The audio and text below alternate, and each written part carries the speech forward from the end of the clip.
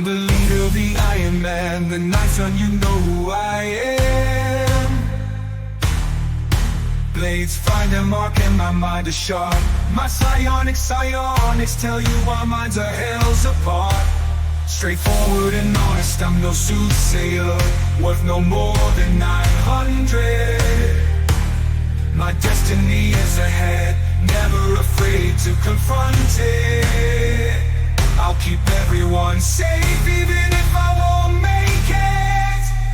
Instruments humming, our tune is loud, showing our courage, our time is now. Our Lord is boundless and together we stand proud.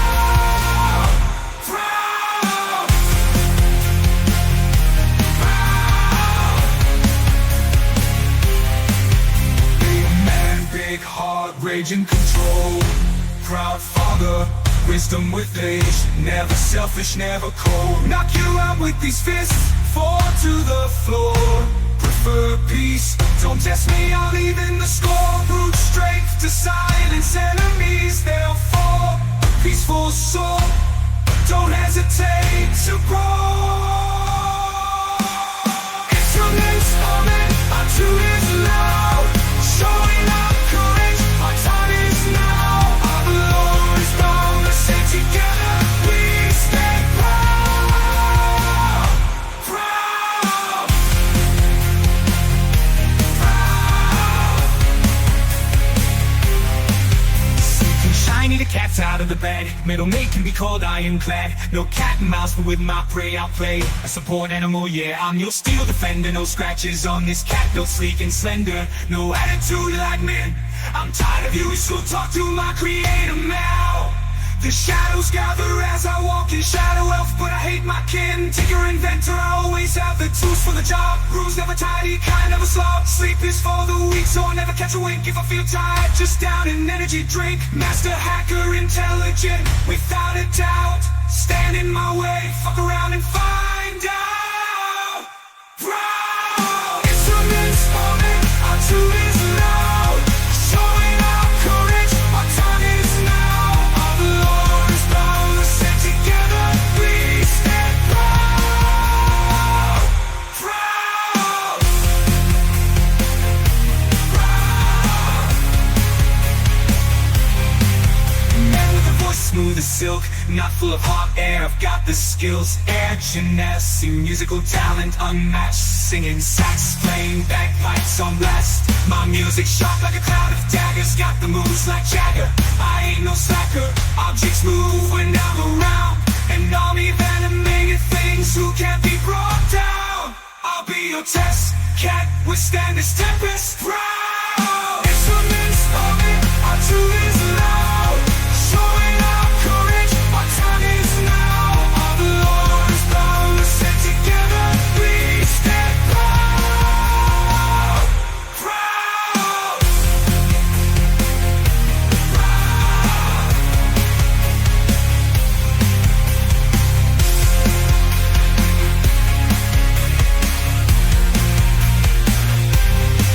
My magic's divine, like a holy man's words. I bring the fire, like soon in a church. In the kitchen or chapel, that's where I shine. I'm the heart of the party, keeping their health in line. Pocket bacon always stocked up, ready to share. If anyone's in need, I'm quick to be there. Divine skills, prestigious and strong, I'm the body shield. They call me Aegis, it won't be long. Proud. Instruments humming, our tune is loud, showing our courage, our time is now. Our Lord is boundless and together we stand proud. Proud. Proud.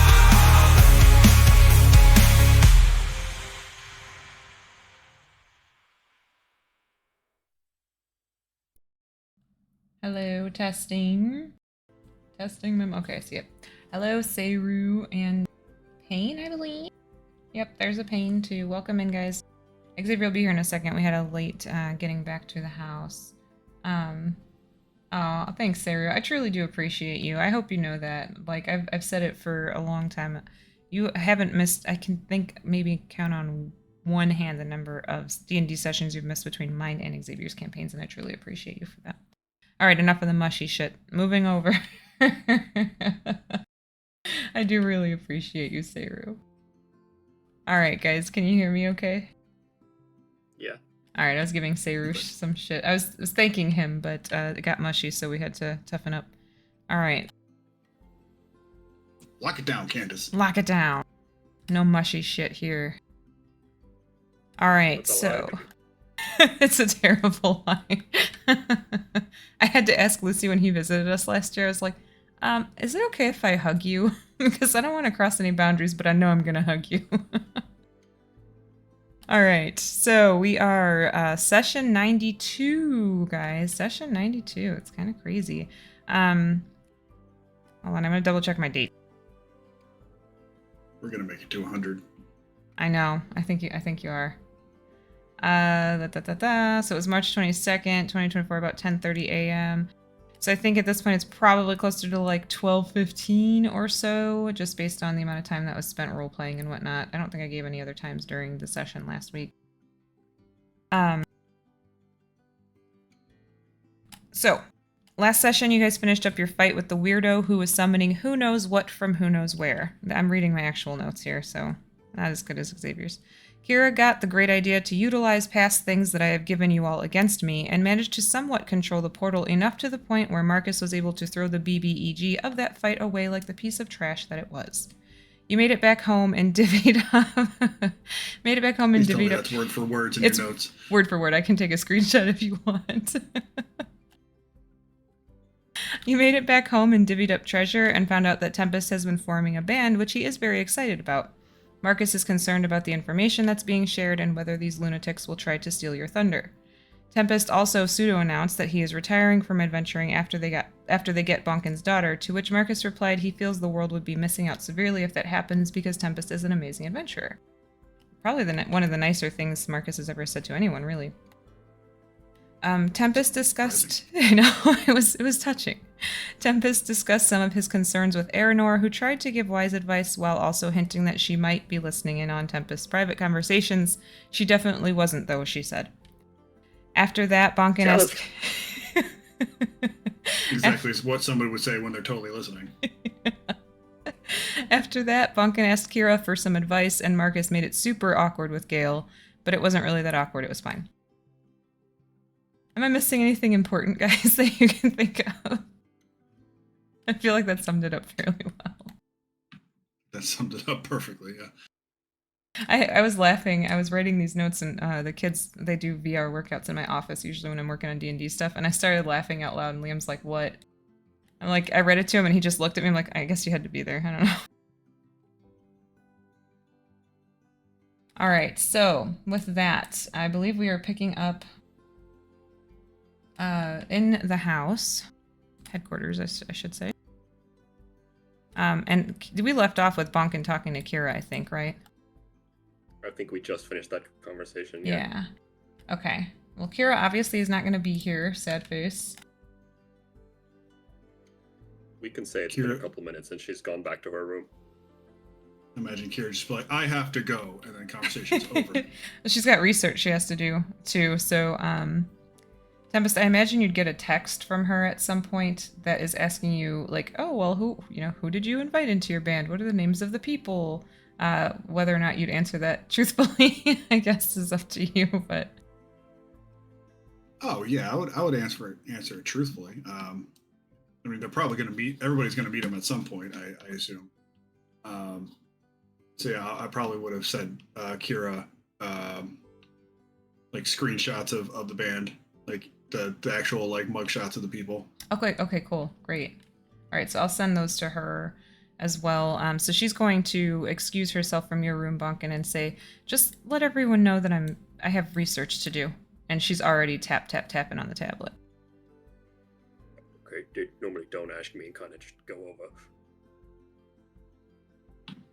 Try not to blow anything up.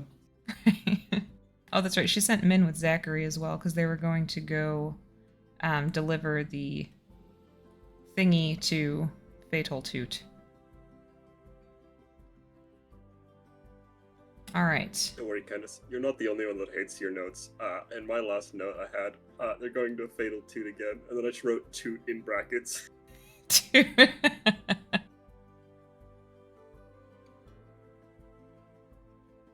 Good old two.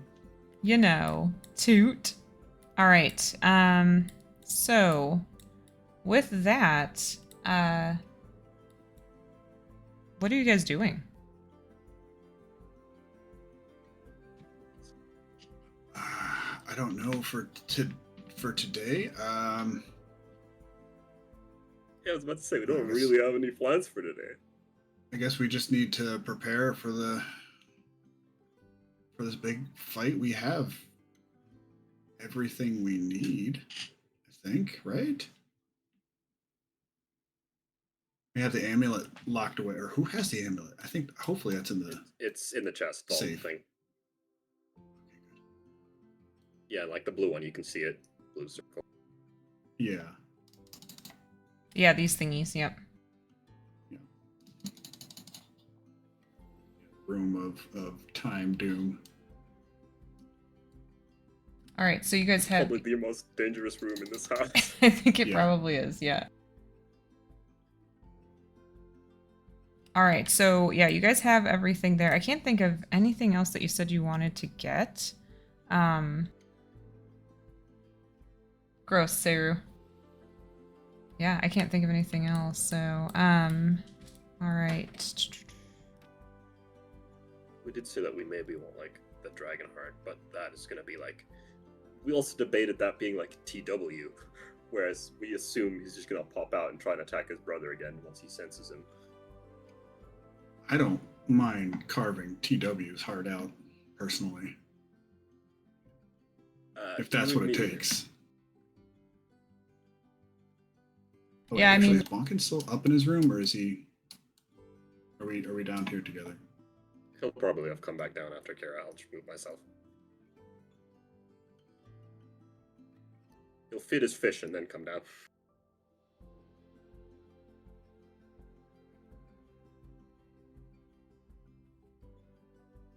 All right. Yeah, so Bonkin comes back down, sans Kira a little bit later after the awkwardness between. It wasn't really that awkward. It was more awkward for Marcus than anybody. And probably mostly because Gail started to stand up because she didn't know what to do.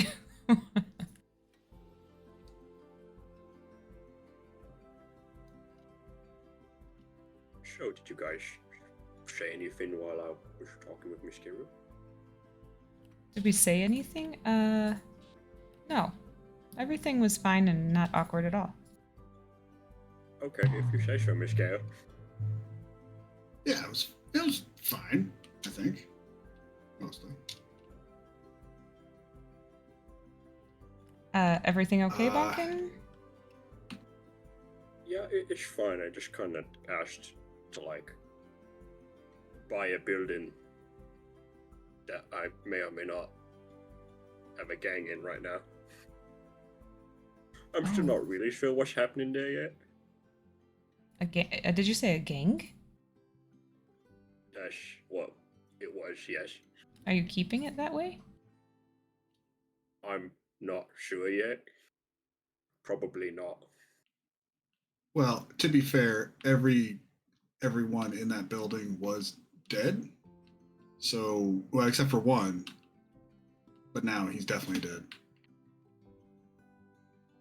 That's Two, technically. I don't know. It was weird. Everybody was kind of ghosts and kind of not. That is weird. They were robots. Maybe not robots, but living. It was fucking weird. It was a weird day. It was very weird. Miss Kira took one of the paints. You know, thankfully Xavier reminded me. I did forget to tell you guys your XP for last week. Sorry about that. Oh. So obviously, Tempest, I'm sorry, you missed the fight, and that's what they're getting the XP for. So it's going to be for everybody who was in the fight. It will be 3,100 XP. It was a nastier fight, and Tempest, you got 900. I've got Kira's updated. Thank you. I know that's a bit of a difference. I always feel bad when that happens. Happy birthday, no XP for you. Does anyone need clarification on where your XP should be at this point?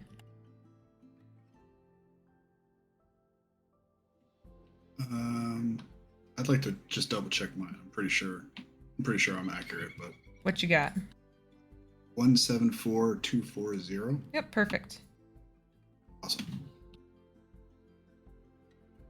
It makes you feel any better. Bonkin's still behind you. Far. Oh, because you missed a bunch of sessions. We thought he was gone, yeah. Alright. Okie dokie. So, yeah, so Bonkin comes downstairs a little bit after the quick awkward exchange and starts talking about his gang.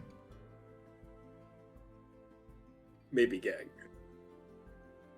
Well, like I said, Bonkin, I'm positive that you can make that whole thing a kind of a new positive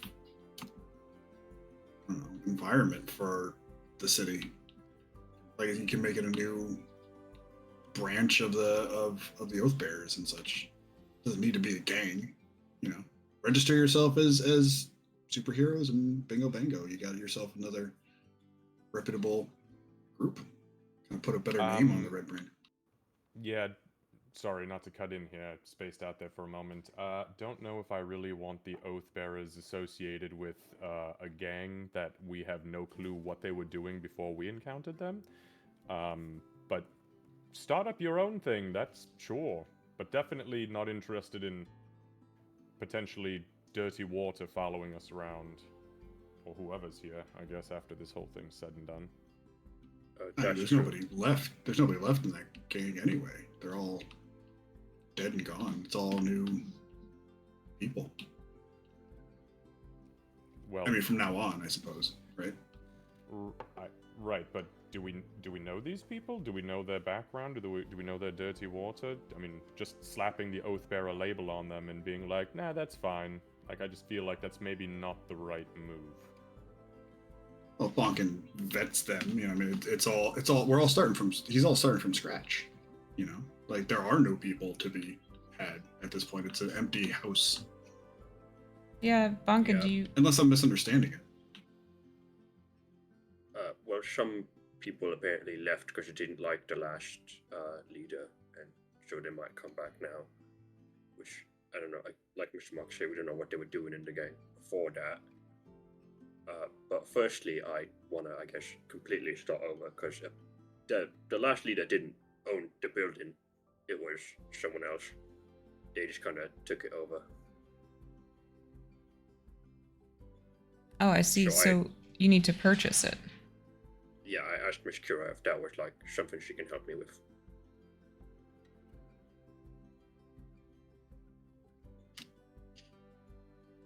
It makes sense. And it, if you don't want to do anything with it, that's fine too, but it seems like it was such a big part of your history.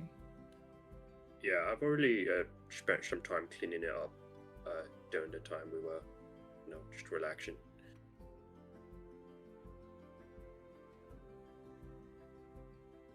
Is it expensive, the building, or is that what you're trying to find out? Yeah, that's what I'm trying to find out, because it's kind of complicated who owns it, and Miss Kira said a lot, and it kind of went over my head.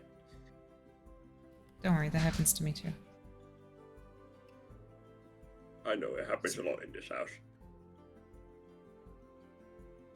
I can barely follow half the things that Kira says on a daily basis, so.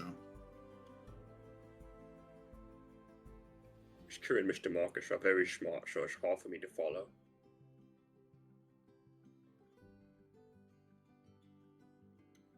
So what's next for you guys?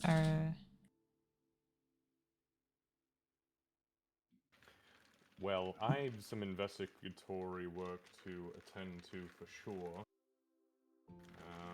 Regarding Mistress Kira's brain exploration. But that should be relatively quick. I need to speak with my vampiric sire. And just to ask a couple of questions if it leads to something, it does. If it doesn't, then dead end and we go about our business. What are you trying to find out through them? Is there anything that we can do to help? No, I don't think so. I did I share this a few minutes ago? Looking back at my notes. Maybe I didn't. It's long story short, I went into Mistress Kira's brain because, well, actually Professor Sundamar did. I kind of assisted him. But she was like having some sort of, I guess, dream, I think it was, or some sort of vision that was like coming back over and over, and it was like with an explosion and all sorts of crazy stuff. I think we did talk about this, and I think we decided that it was TW fucking with her. Well, we can't decide that for sure because we don't. Well, no, but not for sure. But it seems like guessing. it, right? It's possible, but we are going to potentially. We are potentially going to be able to find out for sure, because I happen to know like the head honcho vampire in the city, if there is a connection between the thing that we saw with the Vrox and all that shit and this entity, and if there's not, yeah, probably just TW fucking with her, but if there is, I'd at least like the information. That's a good idea. To be honest, I'm not sure which outcome would be better. To be honest with you, I don't think it even really fucking matters at this point. If there's somebody's there, it's just another person on the list to hunt down, and if there's not, we just check it off and find the next entity that needs hunting down. That's kind of where I feel we're at right now, in this desperate attempt to rescue your daughter from the past, Master Bonkin. Yes, and stop TW from messing with time, I guess. Yeah, you know, his time hasn't really influenced me all that much, now that I think about it, but I'm definitely gonna let you all get your licks in, but when it's my turn, I'm gonna gorify that little bastard. Not glorify, gorify. He won't be a little bastard when you glorify him, but yeah, I think that'd be fantastic. I do feel He'll be a giant golden dragon. So, yes, and I think we already divvied up all of our loot. We did indeed. So yeah, if anybody wants to take a ride with me, I mean, you're welcome to.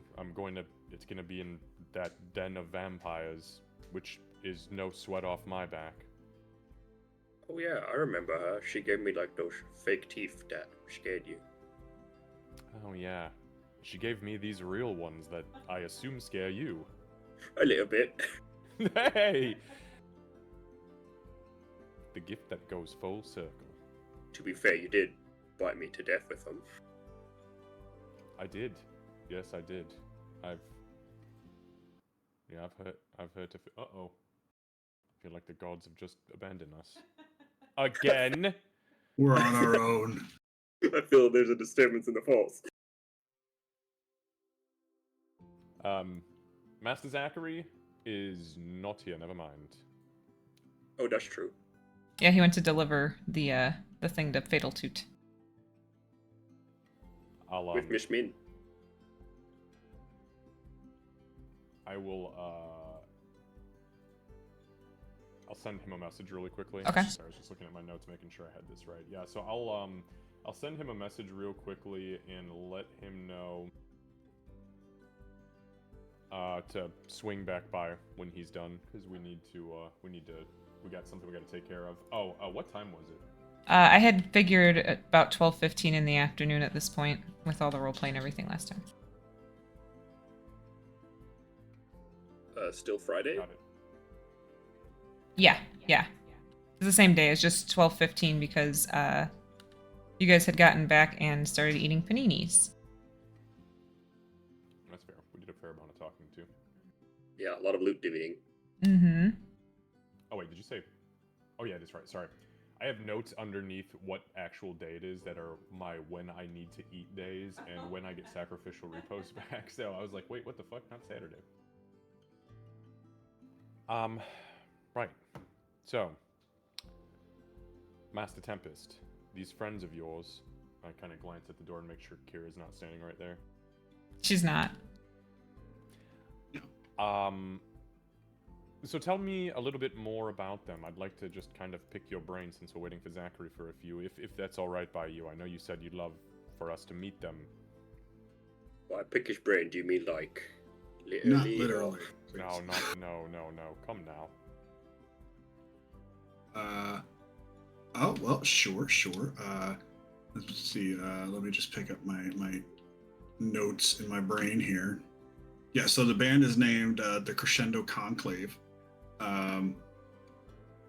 During our right, I thought so. It was kind of a group effort. So we have the singer who's named Lyric, which is kind of felt pretty spot on. She's a half elf. She's gorgeous. Sorry, Gail, but she is. Oh, that's fine. She is. Come on. There's Sereni Lux, who's a male Eladrin, who's also gorgeous. I mean, right, Gail? Good God. He's the no, he's not the percussionist. Gail just kind of gives a little sideways glance and rolls her eyes at Tempest. I mean, if I were a gay man, he's a harpist. He's a harpy. Oh no, that's. I don't think that's that a totally means different. what you think it means. No. You've seen a harp It's before, just, right? Well, I mean, I've seen, illustrations and pictures and whatnot, but I've never seen one in real life. Thank God. I mean, it looked terrifying. Can you say his name again, Mr. Tempest? I kind of missed it. The hop. Sereni Lux is his name. And yeah, Tempest will just kind of scroll through his phone and show the group pictures. This is Lyric. This is Sereni. Right? You are not kidding. Oh, and this is Momo. He's our percussionist, kind of. He kind of dances with his. It's weird. It's a weird little band we have going on here. Oh yeah. Yeah, these are guys, and I'm obviously the saxophonist. Candace, have I ever seen these people before? How often is Marcus on social media? That doesn't even. It's not on his phone. Yeah, figured. Yeah, so no. It's not on his phone. You haven't seen him. Okay. Yeah, they're pretty big on the face space kind of place, face spaces. Yeah, They're yeah. And this is where you found them, on Face Space? Yeah. Well, I mean, reached out around town, seeing who was available, and kind of start looking at a couple groups of who's looking for bands, and yeah, these guys kind of came up. I set up a meeting with them, and we started jamming, and it sounds unique, man. I've never heard anything the stuff that we can make, because I don't think I've ever seen all four of these instruments in the same room together trying to make sounds, and it's amazing, actually. Well, I'm excited to see it, and Master Tempest, and then Marcus will reach out and kind of clasp Tempest on the shoulder and squeeze very gently. I'm just so glad you've been so honest and forthright about not telling them anything about our personal affairs. I truly appreciate your honesty. And then he kind of reaches up and he'll just pinch you on the cheek. You're a good kid. Thanks. You're welcome. Master Aegis, are there any more paninis? I'm starved. Yeah, Aegis. Sorry, I was watching Kevin's face. Aegis will. All right, well, they're there might be one or two little bits of real life that go into our songs. Wait, what? What do you mean? I have to embellish a little bit, so I kind of, added a little bit of real life like encounters that we've dealt with from time to time. Only like one or two. Oh. Okay. Don't Oh, worry. They don't. You're concerned that they're gonna steal our glory, right? They're gonna be all kind like their own brand of superheroes or something like that, right? Well, to be completely honest with you, Master Tempest, my fear is twofold. One is that they are going to get some delusion of grandeur based off of whatever it is you've told them, thinking of power and glory, yes, for themselves, and then they're going to run headlong into their death. Two is that they will find things out about our particular band of misfits here that are maybe not ripe for the public eye, aka, and Marcus turns suddenly and you see like the wrinkles kind of like peel back in his face and he almost looks feral as his eyes go red and his fangs extend a little bit. Something like this. Duncan drops a plate. Oh, fuck, Master Bonkin, I'm so sorry. I don't really look like that when I get crazy. It's just more of a trick of the fuck. Master Aegis, I'm sorry. Yeah, Aegis will start cleaning stuff up. No, it's fine. He casts prestidigitation and starts cleaning everything up. I think you spooked him a little bit, though. You Yeah, might see Tempest kind of involuntarily kind of put himself between you and Gale for a moment. Does Marcus notice that? Give me a perception check. I'm not good at these, so probably not. Sorry, I was just handing a plate to, like, wash for Mr. Temp. Yeah, probably not. Aegis, and you turned around and shot at.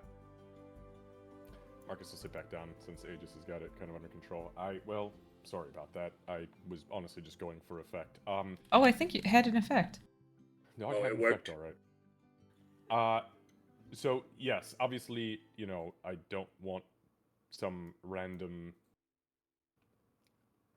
musicians knowing my secrets, and I'm sure there are some secrets here that are probably left between our group. And I just want to make sure that they don't get any stupid fucking ideas in their heads and go running off to the desert thinking they're gonna play hero, and when we show up, we find corpses pinned to a wall. Gale clears her throat and says, Everything Tempest has said about them is true. They will be more than happy to sing about everything you're doing. But I don't think, Sereni wouldn't chip a nail. Oh, yeah, they're absolute cowards. I mean, they're not on the stage. I mean, they just light up. They're absolutely fantastic on the stage, but they wouldn't start a fight with a fly. But as for any of our secret information, I haven't told them about our super secret room or anything like that. Oh, to be fair, I believe you. I thought I believed you. Didn't realize you were withholding anything from me to be told. Well, I'm just talking about singing songs about fighting rats in the sewers and stuff like that. That's pretty fucking cool. You should tell them how we convinced the rats to go overthrow the dirty fat rat king. Oh yeah, we call it the rat coup. Wasn't it? Yeah, it's the rat coup. Nice. Okay. And have you told them about, remember the first time we ever did Fire Blender? That was cool as shit. Oh yeah, the name of the song is Fire Blender. Well, fuck. We should have them over for dinner. Yeah, we can do that. We can bring them over one night. Is that okay with you, Mr. Aegis, since you have to, prepare everything? Oh, of course, the more the merrier. We usually over-prepare anyway. He kind of looks over at Alan. That's true. Yeah, Right, we have the studio upstairs. I would like to train up there, but I didn't know if that would be appropriate with all the stuff we got going on around here and our crazy circle room and Kira's room full of explosive stuff. And Right. No, that's true. It would have to definitely be kept to down here. We'd have to lock doors and keep close eyes on. And we'd need a unanimous yes from everybody. My personal opinion is if even one person's uncomfortable, we probably shouldn't do it. and for what it's Although- worth, too, I'm a fantastic judge of character. I mean, these guys are on the up and up. They're weird, but they're on the up and up. I'd like to meet them as well, Mr. Timbers. Hey, and if nothing else, maybe we can meet him at that coffee shop. The one where I pulled the gun on Frozen Phoenix? Oh, yeah. I mean, I know the coffee shop by a lot of other different reasons, but yeah, we can. I've only been there Well, once. There's a lot of happier memories of that coffee shop. You get a little Yeah, nudge couple from Gale. times. Lucky you. I only have the gun memory. I don't even have that gun anymore. We're very good with that gun. Do I you was want to terrible go? with that gun. What? Do you want to go to the coffee shop later then? Oh, you can't just summon a bunch of musicians from their slumber, can you? Don't they sleep like all day? Well, I meant like just maybe us four, or maybe sure us group here. I can't count. Oh, I mean, you it's just want to noon, I go can- get coffee? Yeah, you should. You only have to have Yeah. one memory of the gun, so why not? Get some pie there. Yeah, they have some amazing pie and BLTs. Yeah, let's go get some food. I can call up the band. They can. I mean, it's noon. They're not. I don't think they're sleeping. Momo Oh. might be. That's good for them. All the bards and musicians I've ever met usually drink their night away and wake up at, sundown the next day. Good for them. I mean, that's fair. I do know a lot of other bards who are the same way, but back in my day, or back in our day, 900 years ago, when all they had to do is drink, and it's kind of it, really. Well, what the hell else do they have to do now? Now they go to school, they work, Oh, that's fair. Wait, their job isn't music? No, I mean, you don't get paid 100% on your music alone, unless you're one of like the really popular musicians. What? This time is terrible. Every bard I'd ever met, at least the decent ones, were well off. At least had a place to lie their head every night. Never needed school. I was broke as shit. Were you? I was, yeah. Huh? No, I I mean I back mean- then. I'm curious. I never heard you perform. I mean, I was all right, I guess. I don't know.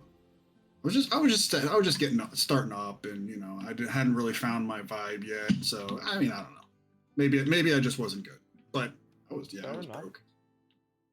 I knew a performer one time that I had ventured with for very, very short time, who tap danced. Do you know what tap dancing is? Oh yeah, Momo does that. Yeah, that's Get what the fuck out of here. that's what Momo does, but it sounds like drums. It's really bizarre. Oh, Yeah. see now, no, this bard just taps, little teeny tiny taps, but you'd catch that rhythm and boy, it would whip you into a frenzy. It was wonderful. I'm curious to see how this Momo. I mean, it sounds exactly like Momo. I mean, like it's like crazy how loud he's a little guy, he's a little tiny guy. He's shorter than Aegis. Sorry, Aegis, but No, it's okay. I didn't even realize that was possible. What the fuck is he? Is he halfling? he's yeah, he is a halfling. Ooh, one of the little ones. Real. Maybe it's a halfling with dwarfism. I hadn't considered that. Momo. It's a possibility. Yes, I don't see why not. Come in all shapes and sizes. But yeah, no, he's Momo is pretty much exactly how you're describing him. He's a tap dancing kind of lunatic. He's always moving. Full of energy. My God. It's a good place to Doesn't be. stop. Yeah, from the image, it looks like it. Do any of your bandmates have any issues with, things like the cocaine or any drug? I don't know about issues. Like- but they're partakers. Maybe. I don't know. I haven't asked if they like the drugs necessarily. I mean, if anybody were to be on the cocaine, it'd probably be Momo. Okay. Gail will laugh out I loud. don't think. Yeah, I don't know if the other ones. I don't know if Lyric or Siren or Serenity are into that kind of thing. I would guess Serenity probably does a little bit of pot from time to time. I'm not sure what that is. Smoking like tobacco, but it's Oh, like makes what you Bonkin does? yeah, but it's makes you feel fuzzy in your head. It's weird. I can make you feel fuzzy in your head if you like. I felt Anybody, plenty for fuzzy. that matter. I can be fuzzy. You are fuzzy. You are fuzzy. I can be more fuzzy. You can. That's true. After you've had a bath and a blow dry. What the fuck? I can make you real fluffy right now if you want to. Zachary will come back in a couple minutes here. Just so you know, he'll walk in the door with Min. Do we want to?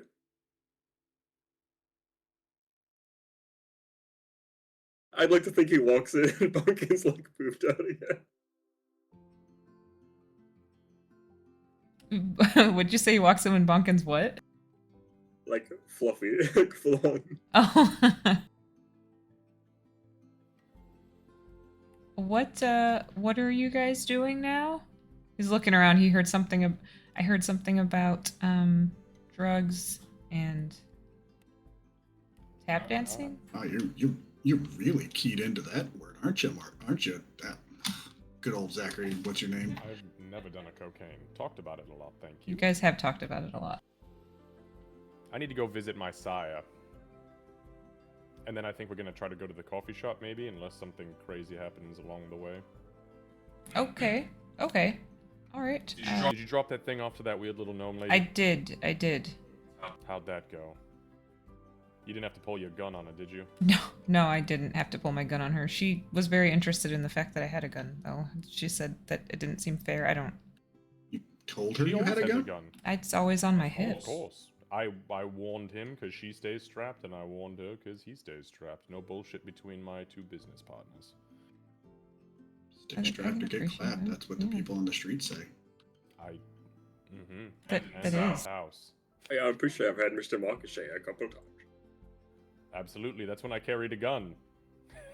Now I don't, so suppose it's time for me to get clapped. Master Zachary, Yes. you were saying? Yeah. Your sire. Where was that? No, you were saying about fatal to you. Oh. Everything was fine. No issues. She didn't. Okay, she didn't pull anything. No, Try no. to extort anything extra. Not at all. Nope. She was ready for the. She was ready for the item. Accepted it. She said, "Pleasure doing business," and she hopes you bring her something else soon. Yeah, I need to look in my notes. Did I divvy that money up already? That's a good question. I don't know. I think so. I don't remember. I usually put it in our chat. Room 20.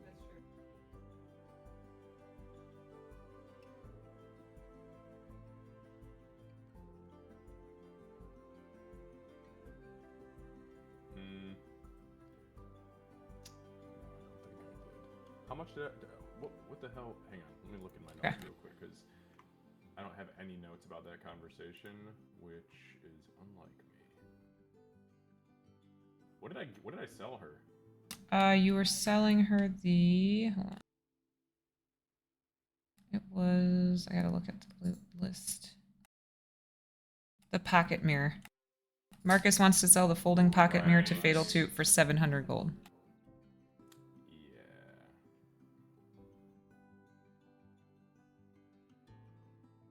Damn it, I wish I could see a log of me adding money. Oh yeah, it doesn't track that deeply, does it? Yeah, that would be good. I don't recall you saying you added it. But I can go back and listen. I like during the week.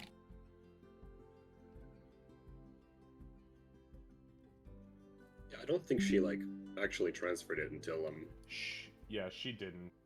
Because there was a conversation that was had about, Well, she had said half now and half when I get the item, and you said don't play fucking games with me, but I don't remember you saying that you were adding the gold, and you usually say it when you're doing it.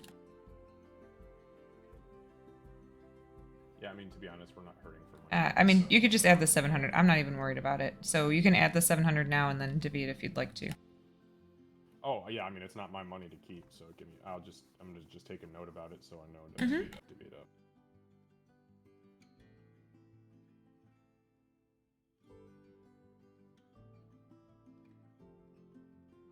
And then Mariku still has the what the hell was it that I gave him? He has the organic gemstone that's pulsating with the psionic energy. Oh no, he doesn't have. You told that. him about it. He would. Yeah, he said he would look into if there's anything. Yep. He might be able to do anything with it. Because I was like, yo, can you make anything with this? Right, yep. And he said he'd research and get back to you as soon as possible. Got it. Okay. All right. Well, that answers that then.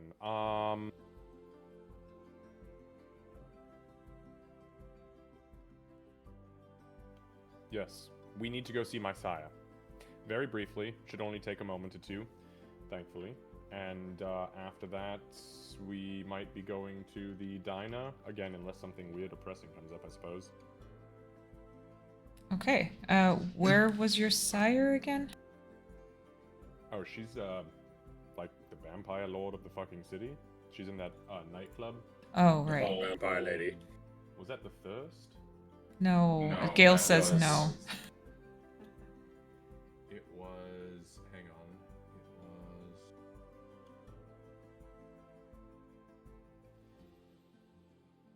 The Underground? No, that's. Hang on. That's the entrance to the Underground. This hasn't been updated in a while. Oh, the Asylum. The asylum. There we go. Yeah, it's on the far southeast side of town, next to Red Brand Bed and Breakfast. I'm glad you know it, because the only thing I have in my notes from that session is like Marcus going, "God, dear." Like I typed out all the A's. All right. Yeah, I can take you over there. Do you want to go now? Is she awake? Does she do daytime things? That's a good question. Give me a second. I flip the visor down and I call her. Okay, she'll answer. Hey, are you sleeping, Saya?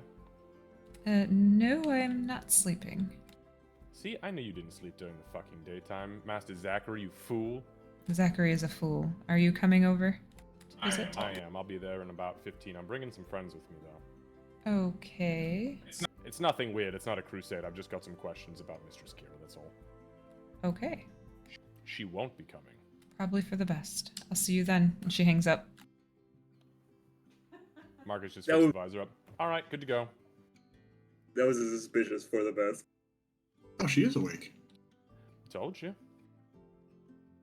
Well, I didn't tell you. I actually doubted myself. Master Zachary made me doubt myself and doubt her. Well, everybody called me an asshole, so let's go. Yeah, she says you're a fool. Did not. All right, give me a Tempest second. will give a kiss to Gale and then head out. She'll give you a tighter hug than usual, as she often does when you're dealing with vampires.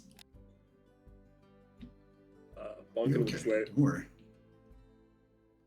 Oh, stop it. Everything's fine. If anyone's gonna kidnap you at this point, it's gonna fucking be me.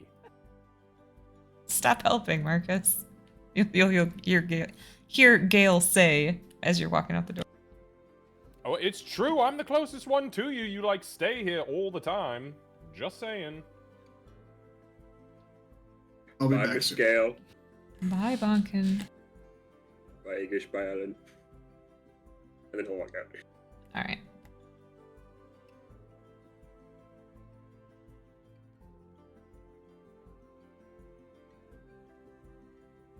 One second. This is definitely not your headquarters.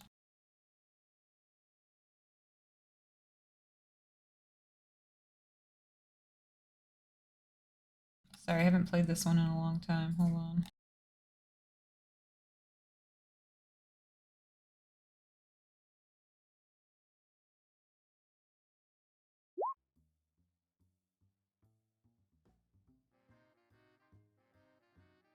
There we go. Alright, so Marcus kind of like skips down the stairs, not literally, but with a lot of gusto. And as soon as he gets to the dude at the door, he's gonna push the visor to retract his helmet all the way, and he's gonna go, Mr. T, open the fucking door, please. The door is like halfway open by the time you even start talking. He already My man. I think that the first time you and I met, you gave me shit. I'm glad I didn't have to cut your fucking head off. Me too. It's my job to give everybody shit. Alright, here we go. Don't touch my friends, they're not for dinner. Alright. Bunkin, are you following? Yeah, but I'm like gonna go after Tempest. So pretend we like walking. Alrighty. Alright, so I get to the dude at the stairs. Oh wait, no, hang on. No, this. Yeah, she was in the back. Oh, that's where it is. Okay, I've lost track of the. Yeah, I just walk back there then, like I own the fucking place. Yeah, nobody stops you. I mean, you've been there a few times and they know who you are, so. Of course they do. I'm the 9th fucking son. Saya! She'll turn and look. Oh, there you go. Perfect. Okay, she'll look at you and, well, welcome in. Good to see you. Marcus walks up, kind of like takes her by the shoulders and gives her like a half French like. Mm-hmm. Yeah, she'll do it too. Nobody gave you trouble as you entered, I trust. I'm not covered in blood, am I? No, and I don't feel like my connection's been weakened. No, we're fine. So listen, I've got a question for you. Oh yes, of course. Sorry, please excuse my rudeness. Saya, you remember Master Bonkin and the ever beautiful Master Tempest? Welcome back. How are your teeth? She looks at Bonkin. They're fine. Not as pointy as Mr. Marcus is now anymore. Mm-hmm. You didn't tell him not to actually chew with them, and they've dulled down quite a bit.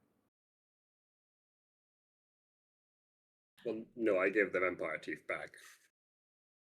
Oh, you gave him back? Yes, they're quite slobbery. Gross.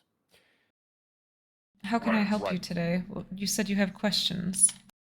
I do have questions. Shouldn't take too much time, to be completely honest with you. So long story short, and I immediately just open the network. Incoming, and I just fucking show her everything through my eyes from Kira's dream, including Sundamar. I don't give a fuck what she sees. I show her everything kind of as it unfolded, and then kind of like snap back to the point where we're potentially seeing Nalia's death. Not Nalia's death, but potentially somebody who had to do with Nalia's death. And I'm going to show her like the fight that we had with the Vrox and the vampire way back, and just kind of focus in on that entity and be like, do you know who the fuck this is? I have a sneaking suspicion that this individual had something to do with Mistress Kira's sister's death. Very long time ago from our time, and this entity we encountered here. I see. Okay. During this time. Yes. Well, yes. Pretty sure. Kind of like thinking back to that fight now. We determined those two things matched up, correct? Yes. Prior? Yeah. Okay. Yeah, so Marcus will say with confidence. Yeah, pretty sure. Or at least maybe a descendant of some sort. Yes. You'll see she's really focusing and trying. You can tell she's legitimately trying to think. Well, it's very likely that if... One moment. Hold on, I'm pulling up notes and my computer's being rude.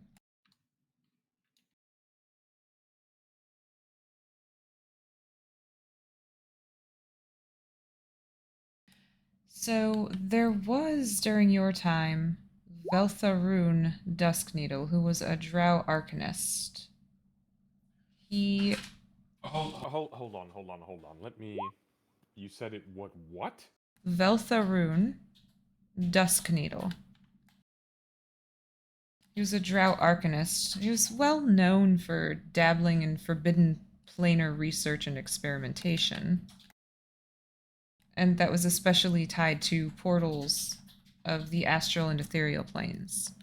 That was what he messed with the most.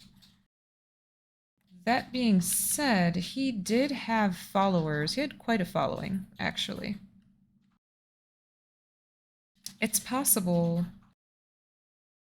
The vision that you showed, it was the Shadar Kai that like grabbed Kira and pulled her. A lot of times, I'm sure you're familiar, but a lot of times Shadar Kai can be persuaded into kind of following and doing one's bidding. I'm guessing that these are at least descendants of that. Time travel is not as common as you might think. Oh, I'm well aware. I'm well aware. So, okay, this Dusk Needle, is that a clan name? Yes, that would have been From my time? from your time, yes. Ugh, fucking drow. Okay. Right, so Veltharoon Dusk Needle.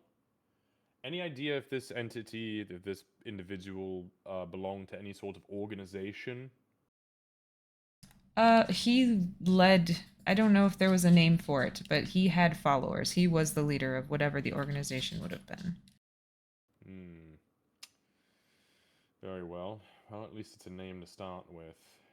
Any idea if any individual like that nowadays, any entity that might follow this, whatever the fuck? You'd be the one who would know. You've got eyes everywhere in this city. Let me think. I suppose if it seems so obvious, but if you think about it, they're the children of the loom. They do tend to play with those same kinds of magic, especially portals. Did you say children of the loom, like something you would weave Correct. on, or children of the loon? Loom, like something Right, you... okay. Yes. That's good, because it's a big difference between a weaver of magic and a silly goose. Yes. Which I believe is all a loon is. Yes. I would never associate myself with children of the loon. That's a very good question. Children of the loom, they do That was tend one of the band names we thought about. Oh. Yes, that's a lovely band name. Just gives Marcus kind of a side eye. It's not the one they chose. Good shot, Mr. Tempest.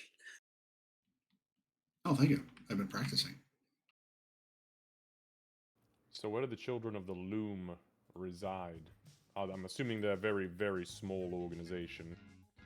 They are. There we go. That was the one.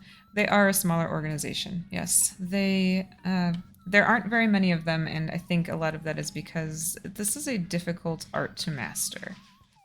Focusing solely on opening portals to planes that don't wish to have portals opened to them tends to make you disappear. The portals often will swallow them up, or they'll lose control of them. It's not stable magic. A lot of times what happens is they will not necessarily recruit, but they'll keep an eye out for people showing those kinds of, at least the interest in that kind of magic, often lurking around the college, and will find students easily manipulated. Wait, You mean didn't like... we just fucking encounter some dude opening a giant portal to the... Fuck me. Hold on. I open the network again and I just show her a very, very... It's like Marcus's perspective, but in, like, times 8 speed, and him just... And I freeze it right when Bonkin and I blast the shit out of that dude, and I'm like... And I keep going... I, like, rewind it to him glancing at the portal as he runs by, and then back and forth. Like, this shit? He certainly fits the bill. He certainly fits the bill. Bitch. I knew I should have taken that corpse with me. Interesting, though. How does this link to Kira exactly? You think they're the same? That where she received the book where you showed me in that church? No, actually not at all. I thought you knew a fucking vampire from the vision that I could just go run a fucking stake through I his see. throat. No. Thankfully, as far as I know, the only vampires are of my lineage at this point. Any who were my brothers, either you have taken care of or they've gone into hiding or have left.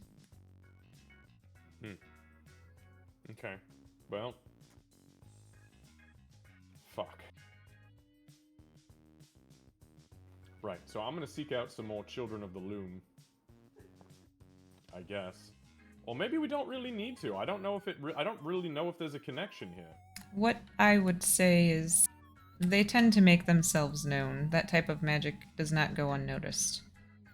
Clearly, this dude was doing it in a fucking subway system, like in the middle of the day. It has to draw on energy from creatures around it. So you'll see. Yeah, there were a lot of dead birds. Yes, the birds. That's what I was going to.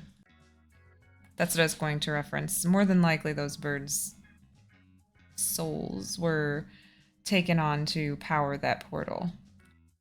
Oh shit, would that mean that the dead civilians there too?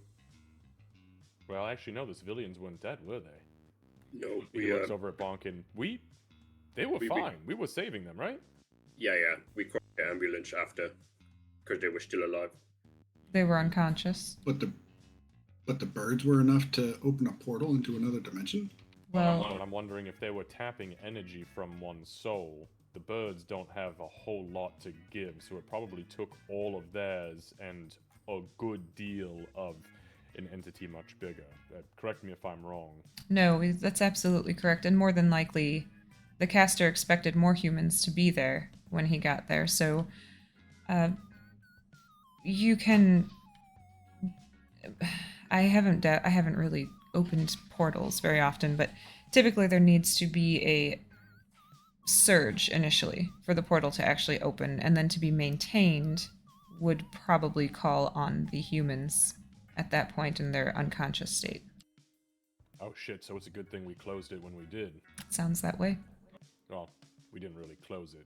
Still not entirely sure what happened. Mr. Marcus, didn't like a bunch of purple squids burst out at like the guy who made it when he died? They did, yeah. Yeah. Those were astral, what the fuck were they? Astral... I don't know if I actually knew what they were. They were just some sort of weird astral being, like some sort of astral squid creature. It sounds disgusting. Not illithid.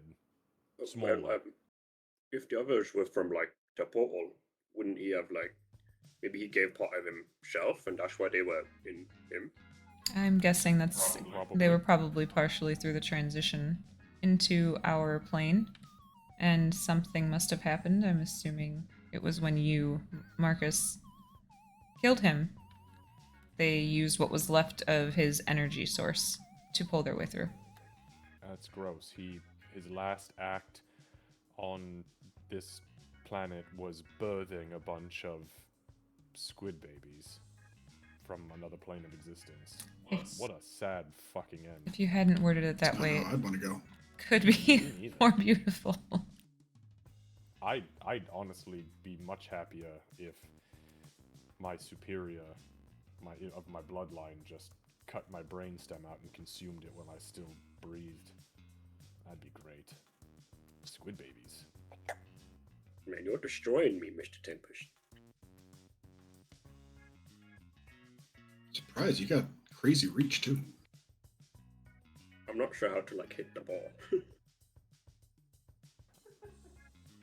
Well, sire, I know the day is short and the night is long, so I should probably leave you to it. I appreciate your information.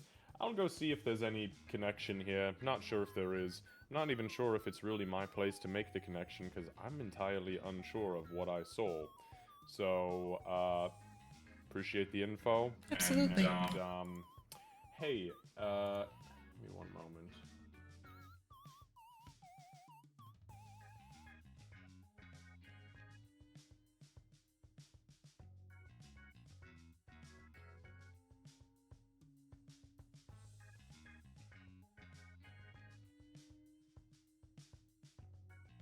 So is there like a while he's doing that, and I'll fill in the silence. Is there like a roll or something we have to do to like I don't know, see who wins pool? You guys can do performance checks. You know what? That now Sorry, it makes sense. Bonkin. That Tempest wins. I feel like that'd probably be more dexterous, right? But I'll do performance if that's a call. You win. Well, I guess yeah, you probably do win because he literally got a 1. By a little. To be fair, this is Bonkin's Only a first time little. playing pool.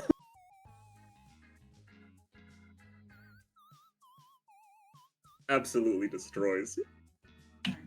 Try not to make a fool of you, but You're just too good at it. You like ricochet one by accident because you missed, and then you just hit 2 more.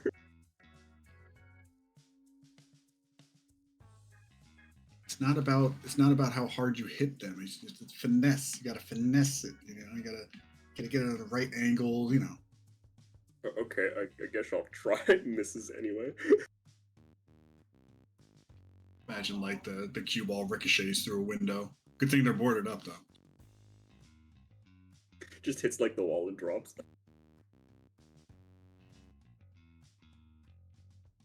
Sorry. Yeah, I think that even if I had you guys do a dex, if you rolled if that was how the rolls went, you would have won anyway. So, Tempest like he manages to like he wipes the floor with you, Bonkin. Well, I'll teach you how to play. Thank I'll teach you how to play.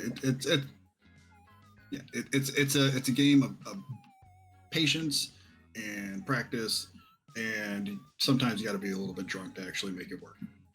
He's right. Oh, okay.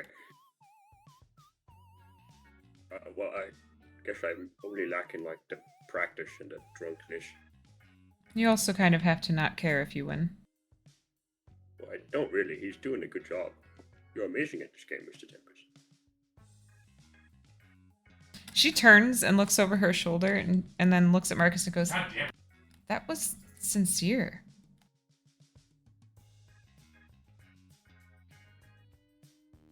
To be fair, he spent like a whole vampire hunt with her while these guys were crushing.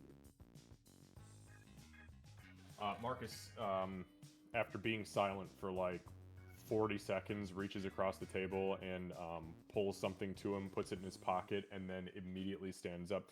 All right, thank you very much, Sire. Oh, a small token of my appreciation, by the way, for you. I found this and I thought you might get a kick out of it. He reaches into the side pouch on the backpack and he pulls out the miniature platinum sword. I know I'm not going to be able to sell this fucking thing anywhere, and I know how you feel about, this sort of thing, so... She gets a smile. She only half smiles and reaches out and picks it up almost like a little toothpick. She doesn't pick her teeth up, but she picks it up like you would hold a toothpick, and she looks at it. Thank you, Marcus. That was very thoughtful. You can thank all of us. It's actually a group gift that my friends were unaware we were giving, so... Well, thank all of you, then. I appreciate gifts. As do I. And he kind of, rubs his neck. Well, ignoring the belt? Damn. What do you say? Oh, I'm wearing the belt. No, you said, I appreciate gifts, and you rubbed your neck, and I was joking about the belt. Oh, yeah. It's because, she gave me the gift of vampirism. She reaches up and, subconsciously, she still has those teeth as earrings. So she reaches up and kind of messes with one. Take care. You too. If you need anything, by the way, just let me know. I've become really, really good at killing vampires. Hilarious. No, not just vampires, but yeah. She takes out the Oathbearer's card that Bonkin gave her. I've got it. I will do. You all better not be the last in there. She gets hungry around noon. Fucking Bonkin and clamoring over fucking 10 minutes. Yeah, Marcus will step out into the room then. He just kind of, finger guns over, and he doesn't know any of these people, but he's just like, hey, Jenny, how are you? Haven't seen you in a while. Patrick, my man, how are you? gets around here. Mr. Redcoat, who the fuck? Where did you fucking come from, friend? Is this a guy wearing like a swashbuckler outfit? Yeah, it looks very costumey too. Are you an Also- actor? Yes, I actually have a show tonight. Oh, do you? Yes, at the theater. Really? Yes. The theater? Yes. Which theater? Marcus looks over his shoulder at Tempest. We fucked up a lot of people in that place. Do they still have bloodstains on the stage? Yeah, No. we're ghost. No, we cleaned it. Oh shit, that's right, we did. You killed people in the theater? It was Oh, more like once. it was more like They were fog- elementals. Yeah, Were fog they? things and ice. Yeah. Oh, that's right. That was the whole Frozen Phoenix thing. Oh, that was Fireblender in the doorway. I remember that. That Yeah. was good time. And the Chandolph. Yeah. Yes, It was Chandler. Fireblender and Chandolph. Oh, that's right. We've still got Chandolph. He slaps his hand on the guy's shoulder. Well, break a fucking leg, buddy. Thanks. And he'll lean toward the bar and go, let's make it a double. As Marcus, kind of like clasps him, I'm gonna kind of like, as I'm pulling away, try to be as nonchalant as possible, but I'm going to attempt to kind of like get a good investigatory look at his neck and see if this dude's a fucking vampire. Ooh, that's a good question. Go ahead and do an investigation check. Oh, I rolled a nat one. Oh, nuts. Oh boy, here we go. Yeah. I mean, it's still a 10. Spice collar. It's still a 10, though. He does have a high collar. You might see a scar, but you can't say for sure if it's Yeah. a childhood injury or if he has bite marks. You know how Marcus is. He just leaves it alone. He Yeah, that's fucking right. kind of refluffs his collar. Sorry about that, friend. Oh, yeah, no problem. And as you guys are walking away, the bartender puts a Bloody Mary on the bar and slides it over to him. He wasn't Good sure luck about with the it, buddy. he wasn't sure about the good luck. It's from all three of us. Good luck for your performance. Oh, thanks. And we'll walk out. Marcus will step out and he kind of like looks over at the doorman. Mr. T, Marcus. until next time. Terrence. Master Bonkin, you better hurry up. He gets even hungrier than she does. Funkin, do you say anything Not to him? hungry. Bye, Mr. T. He, That's it. he smiles at you, but purposely shows his fangs. Yeah, Bucket would care. He's used to it. I'm pretty sure he's told people that like if they want something, he's told Marcus multiple times. You want blood, just ask. All right. So you guys get back up, and Zachary's chilling in the car waiting for you. Did you get what you needed? No. I was really just hoping for the name of a vampire who was going to be a direct connection, but it's a bunch of bullshit that, to be completely honest with you, I don't even know if I want to deal with. That's fair. Do you know Should we- anything about the Children of the Loom? Children of the Loom. I feel like I've read articles about them. They cause trouble in the most public spaces possible. Yeah, so are they like, so they're an active group? Yeah, they're just not a very big one or a very successful one. I'm pretty sure, and I'll look over to Bonkin and Tempest, I'm almost positive we offed one of those guys in the subway, like, this morning. Really? I'm almost positive the dude was creating, he was summoning shit from the astral plane. Yeah, I think you're right. Interesting. Okay. So what's their goal in this? Just to wreak havoc, or they're trying to like bring forth a new god to eat our world or something? Well, they definitely have a belief that there is a god that wants to be on our plane. From the articles that I've read, they think that the more things they summon here, the more suitable it would be for him. So they try to summon as much as they possibly can. But from what I understand, the rituals they do are pretty complicated. And they're usually not very experienced people. I think that's where the issue comes in. And that's why they're not very successful. However, when they do manage to pull things through, they're pretty gnarly things. Would you guys agree with that? It wasn't that bad. Master I Bond. mean, these guys came in pretty bloody this morning. Yeah, I guess they didn't they? Yeah, we did. We kind of got meshed up pretty bad. No, you got messed up pretty bad. I was fine. That's true. That's true. Okay, Anyway, well, are we heading to Yumtown Bistro? What the hell is that? It's to Dinah, Yumtown Bistro. Yeah. Oh, so I apologize. Again, I only know it by place I brought gun once. I've been there a couple times, so I And blend it in. doesn't roll off the tongue as well. It doesn't, but you know, memory's like an iron horse. Which means nothing, to be honest with you. I just made that up as well. Master Zachary, let's get the hell out of here. okay, hold on. Tempest will text his bandmates to see if they're around. Okay, all right. You're gonna tell them to meet you there at Okay. the Yumtown. Yeah. Okay. Yeah, if anybody's available. If I only catch like a few of them, then fine. But whatever.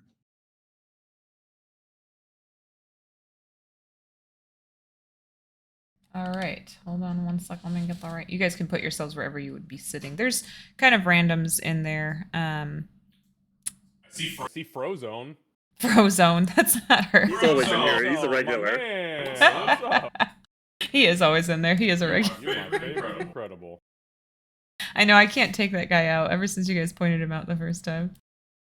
So when Marcus walks in, just like the last time I was here, because I've actually been here more than once, but I'm gonna open the network and I'm just gonna scan through and make sure that like do I know everybody here? Are these like regulars or are these just totally fucking random people off the street? Because I see like a woman with a staff, a Frozone looking dude, a monk looking dude. So you definitely recognize Frozone. He's here pretty much every time any of you have been here. He's like always here. The rest of them do seem to be fairly random. Nobody seems terribly suspicious. Like there's not anybody holding a weapon or anything, even if their character model is. Okay. But yeah, it just looks like people are having lunch. Does anybody, when we walk in, seem to take particular note? Marcus doesn't care if they take note of Tempest or Bonkin, but of him. Sarah said Frozone's hiding from his wife. That's absolutely what's happening.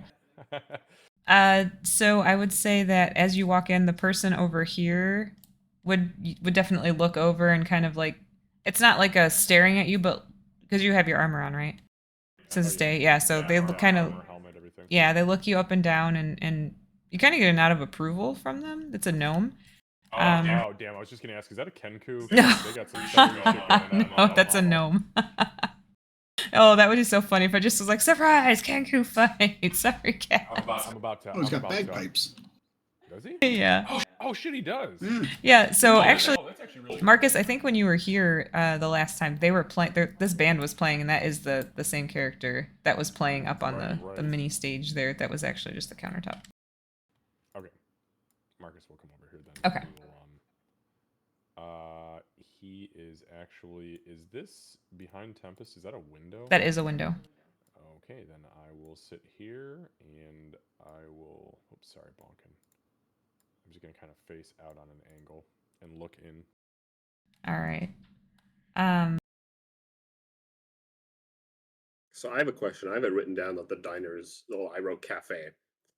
Cafe's like owner is Elora, and I remember her being like this lady here. Yeah. Yep. And that's correct. Did you say Elora? Elora, yes, Elora. Oh. Yeah, I remember doing that. She might actually be listening right now too. I miss Elora, and I'll go take a seat where I usually sit. Yeah, when you come in, she turns and she goes, "Oh, hey, honey, how are you? I'll be right there." Okay.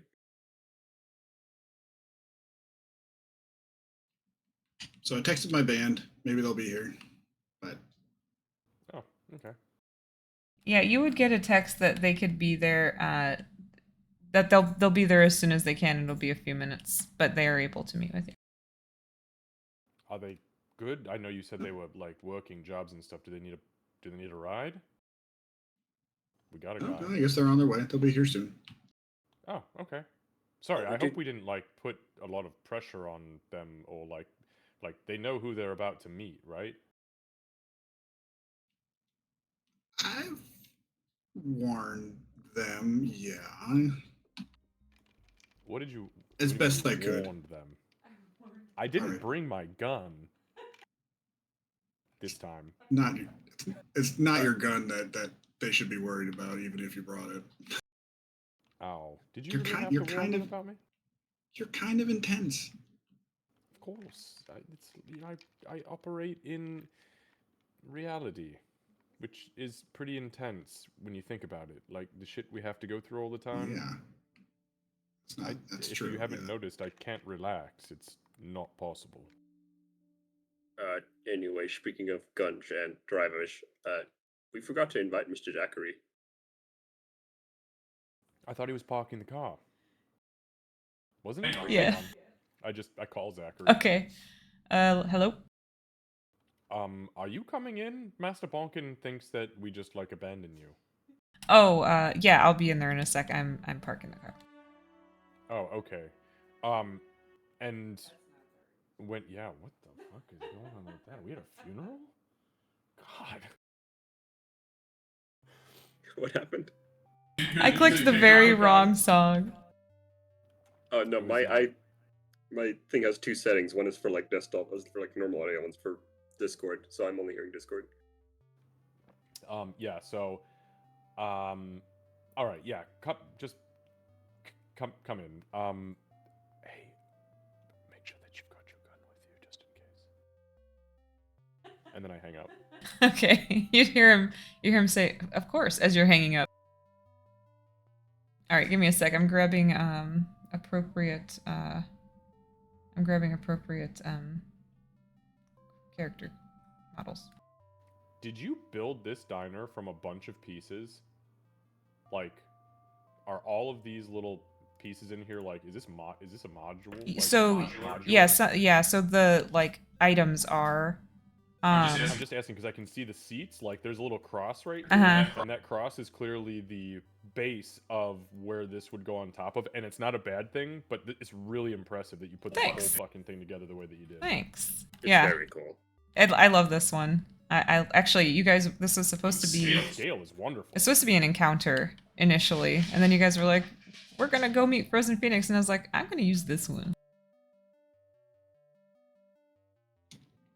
We're supposed to ruin this place with a fight? Yeah, now it's our favorite hangout spot. Funny how those things work out.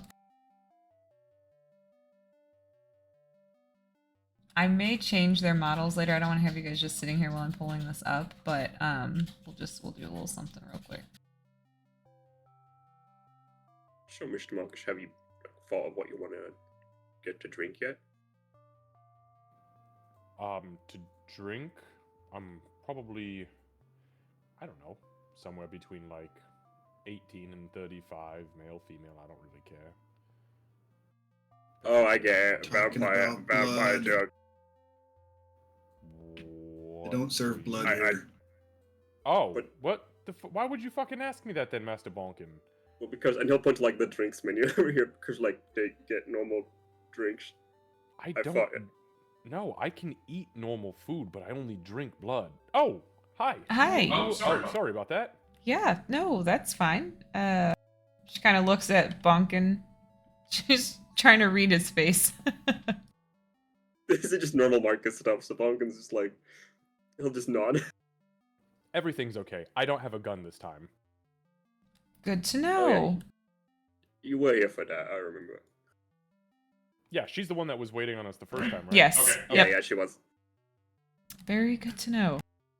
Can I get you anything to drink? Any of you? No. Sorry, no, not for me, please. Thank you. I'll I'll take do a this. coffee, please. Okay. Coffee. I'll take the strawberry juice with like the lemon mix. Got it. I don't drink juice. I don't know what the actual mixes are. The fuck are you mixing strawberry juice in? First of all, who juices a strawberry? Second of all, who adds lemon to it? I kind of want to try it, to be honest with you. It's just strawberry lemonade. That'd be good. Listen, I eat or drink no fruits or vegetables. This is not my We know. You were here for a week. We know. Made you meatloaf smoothies. and you liked them. No, you didn't. All right. So it doesn't take too long. She goes off. Oh, actually, Master Zachary will be here soon. He'll take a black coffee, I'm sure. Thank you for that, because I actually need to move him over. And a milkshake. I don't know what he's gonna want. Bring both. I'll pay for him. I don't care. All right, milkshake and a black coffee. Actually, you know what? I want a milkshake too. Now that I'm thinking about it, I'll take a milkshake. All right, there we go. I knew you'd find something you wanted. And she walks away to go make milkshakes and black coffee and strawberry juice with lemon juice. Aren't you lactose intolerant? Me? Yeah. Yeah, don't you shit violently when you have milk?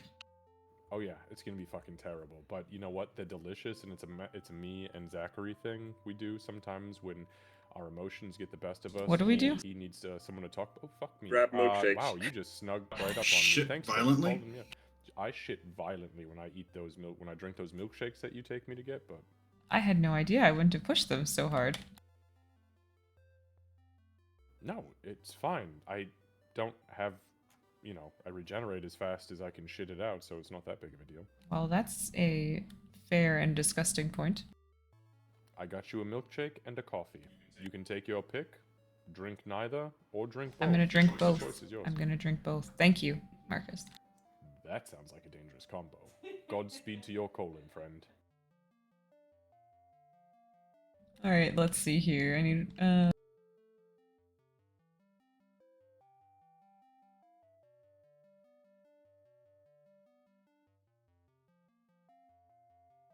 Oh my god, these free models are just ridiculous, man. The free models that come with, yeah.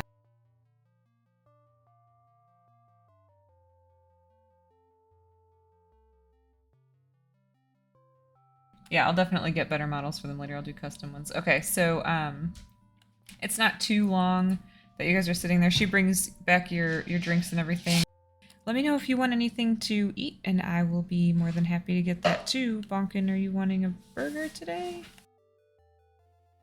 No, I'll try the sandwich I had last time with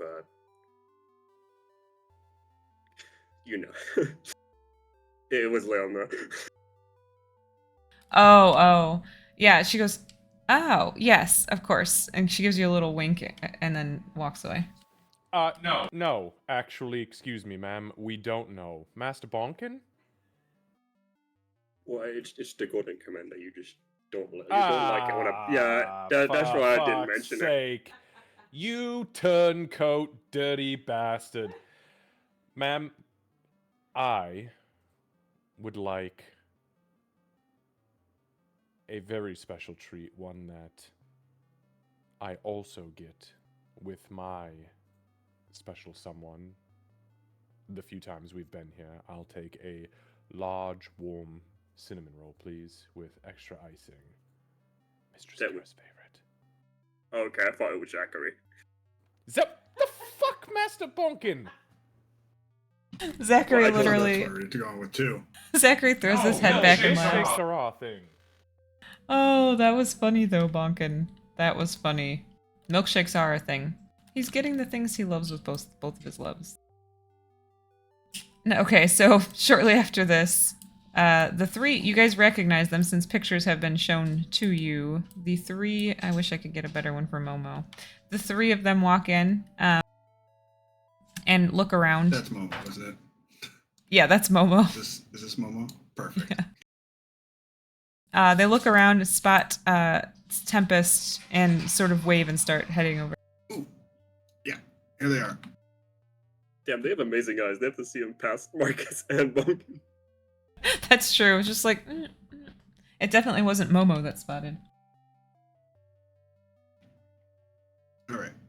So, everyone, the oath bearers. This is over here. Oh yeah, this is Momo. This is Sereni. This is Lyric. And over here we have Marcus and Bonkin and Zachary over here. Really? That's all I'm afforded? Marcus immediately stands up. So as you stand up, Oh, I'm sorry. The ninth son. Look, I'm just saying, if somebody here's gonna be called Lyric, I will be called the Ninth Son. Your name That's is really her actually name. Lyric? my name is actually Lyric, yes. Actually Lyric? No, just Lyric, not actually Lyric. Oh. Fuck. She's daft. But she can hear. Oh yeah, yeah, 100%. She's awesome.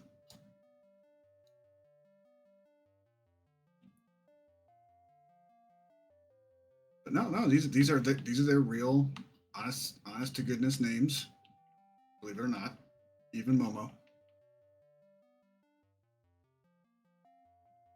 especially Momo.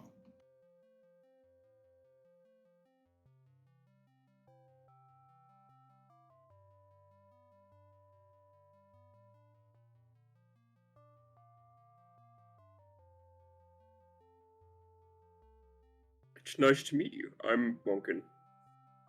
Just Bonkin.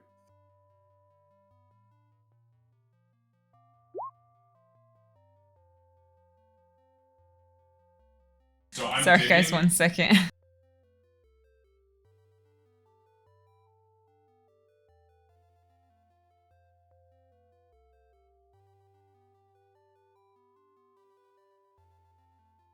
Oh my god, I can't believe that. She's daft. She got me so hard. She can also hear. I know. The fact that she didn't deny it.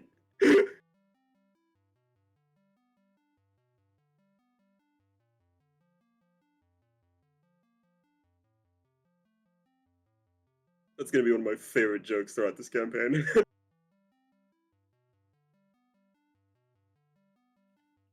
Beautiful moment.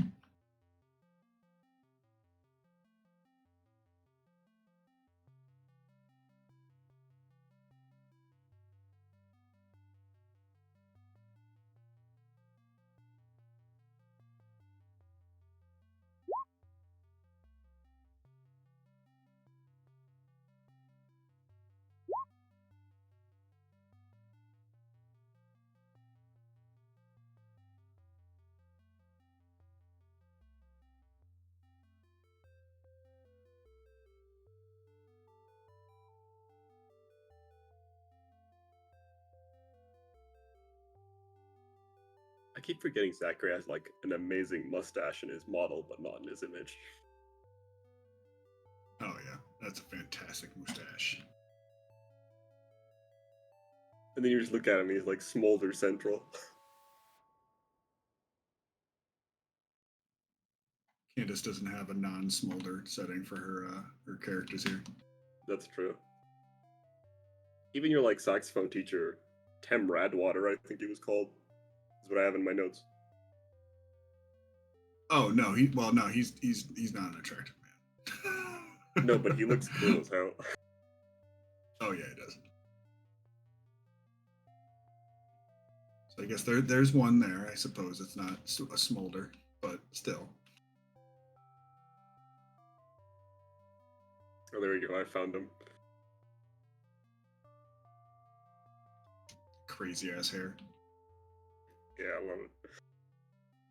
I also love how you look like through like all the images, right? And then you just have Zachary, who's the only one who's like the biggest close up and like complete smolder.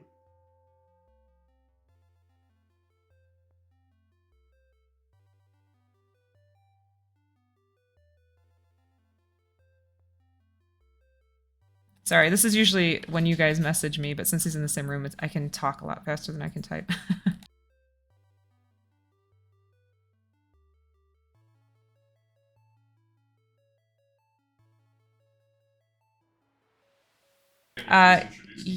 So Tempest and Bonkin, give me perception checks.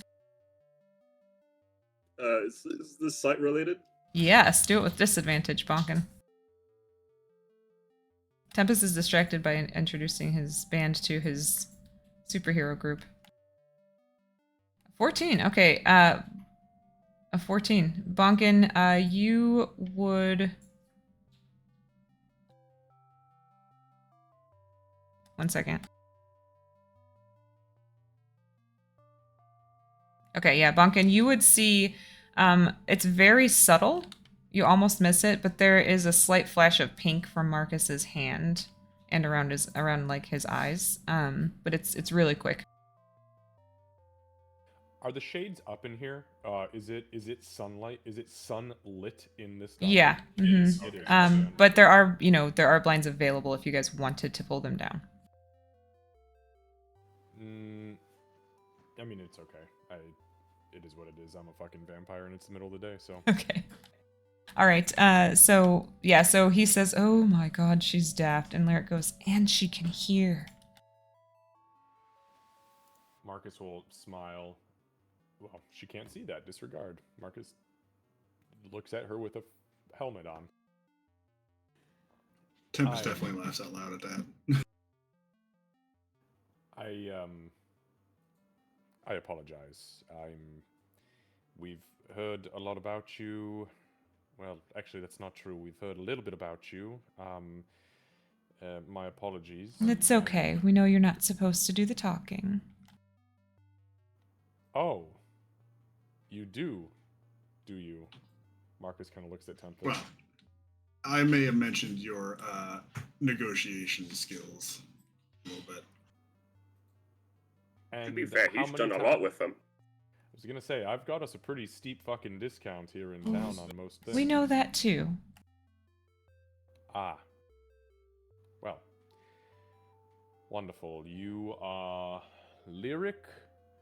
And he looks to the other guy. Sireny? You'll get a very lavish, over-the-top bow from him, and he locks eyes with you and keeps eyes locked the entire time.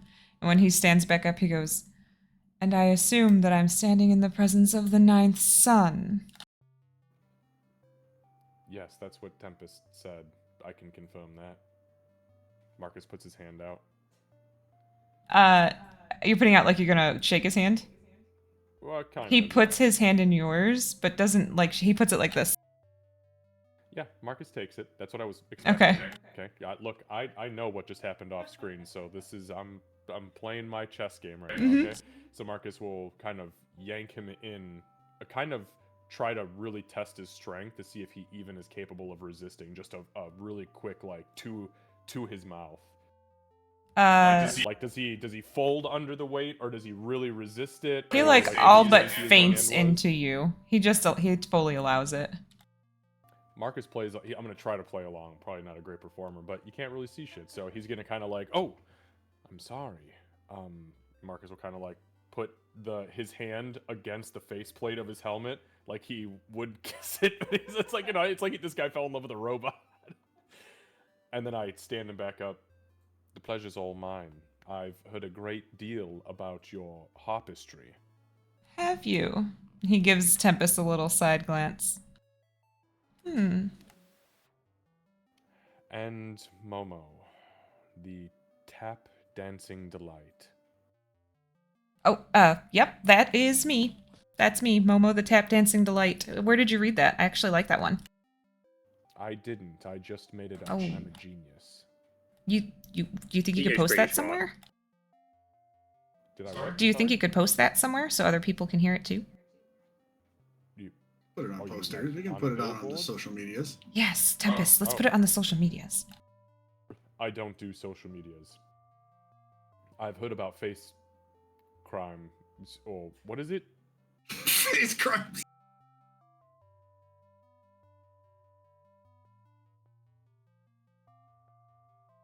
I don't know why that got me.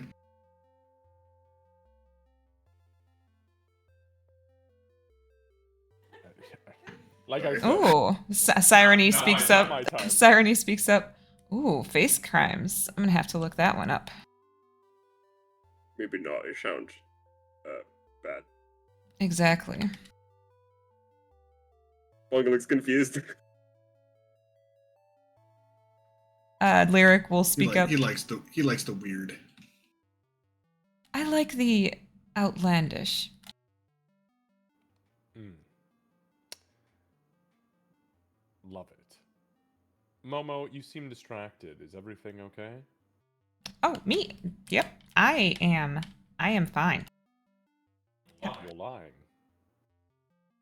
You are fine, but Oh, something is amiss. well, thanks. Marcus, can we not interrogate my band right now? No, there's no interrogation. Everything's fine.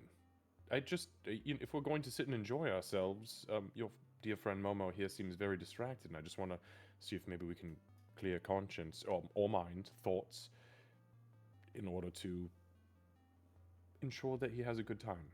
That's all. Truly, genuinely. I appreciate that, and I guess if I'm being totally honest, there is. Sorry, guys, I didn't really want to say it, but I'm struggling with part of our song. There's just one part of the echo will remain. I can't. One part of the what? The echo will remain. Echo will remain. Oh, sorry. Kind of gives a look to Marcus. Like, he heard that fast. What part are you having trouble with?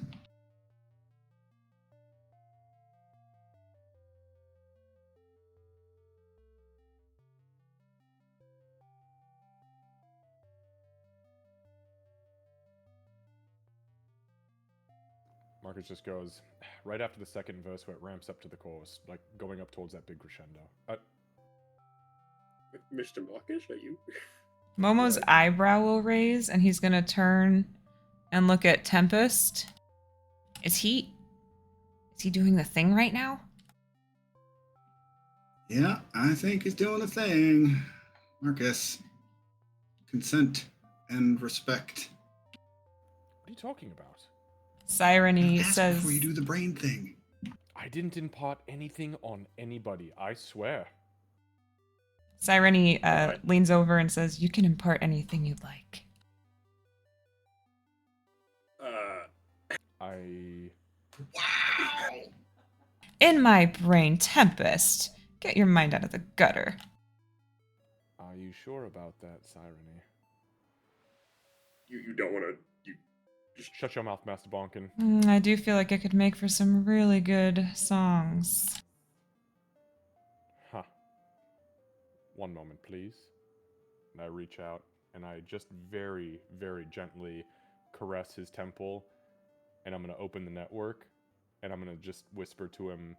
What? You said this guy was Eladrin, right? Mm-hmm. Does he have a particular season that he appears He's very clearly spring. Spring, okay. So Marcus will whisper in Elvish, just so you know, I am a taken man, but I do like to share my mind. And that's when the network will open, and I'm going to immediately dig in and try to figure out with the last couple seconds that I have, what exactly Tempest did tell him. I want to see what he knows. I'm going to just flash through the encounters or whatever it happens to be, just the mind's eyes version, because if there's something that, because I know already what he's curious about, if there's something I can impart, I'd like to do it. Okay, hold on one second.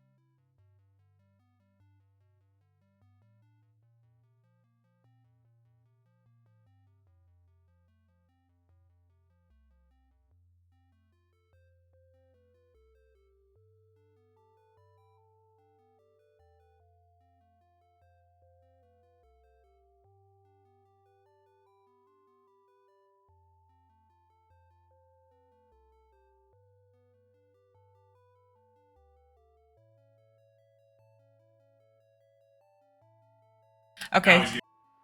So you would see, so first, you would hear Sirene say back to you, shame, but okay. And then, you would see, like through his mind, Tempest sitting with the group, regaling them. He talks about, like when you guys fought the oozes in the subway and how that could be, oozes in the subway could be a good song. He, Actually, that's a pretty damn good song. it sounds a little Weird Alish, but I would totally listen to it. And then he also talks about he mentions that, and it's possible that Marcus is also a vampire, but don't worry, he's got it under control, and none of us are worried about that. But it's kind of like glossed over. He doesn't go into great depth and detail, but what you would see is that what was regaled to him was that Marcus was a big help with getting Gale back both times, and also it would be an explanation of why you did it, which was to help Bonkin. But outside of that, there's no like sensitive information. He truly did not tell them about the secret room. He truly did not go into depth about like what you guys are trying to do right now. So he kept everything pretty much secret, and except for Marcus being a vampire.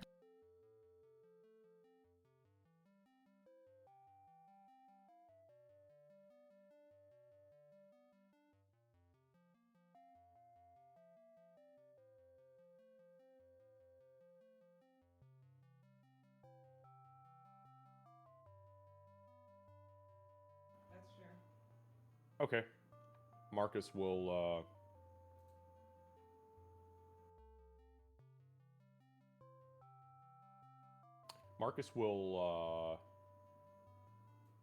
drop the spell and withdraw from that part of his mind. Okay. But I will, with the network open, impart the vision of us encountering not only the Kraken, but the Siren, and I'm going to flash forward from Marcus's perspective through the fight with the dragon, with the Kraken being present in that area, all of the Siren song shit, everything that had to do with that and with the dragon. I'm going to kind of just plant that in his mind. And then before I exit his mind and let go of his temple, I'll just say, there's much more I'm sure he neglected to tell you. Okay, you would, as you were sharing that with him, there's like a sense of recognition, like he knew that part. Yeah, like that was familiarity. That's what I was looking for. That's what I was looking for. So like he knows that story. And you'd almost feel like as you're starting to back out, like he'd be like, welcome you back in. You don't have to go. If that's the case, Marcus will stay for just another moment and say,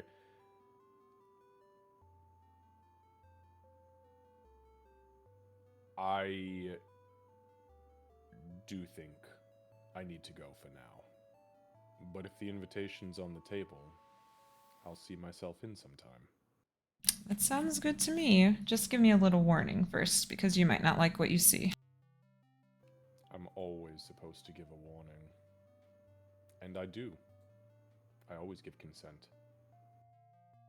Well, most of the time. And then I step out. Okay. Lyric is, well, actually, give me a perception check, Marcus.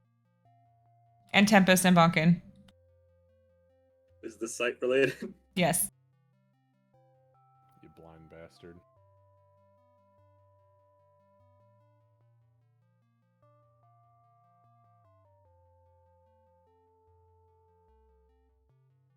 Yeah, you do not catch it, Bonkin. You roll 2 8s, my man. Tempest and Marcus, you would be able to see Lyric is standing there. There's like a frown on her face. as she's watching Marcus clearly connecting with Cyrene. And she just looks, she's like looking back and forth between the two and then over towards Tempest.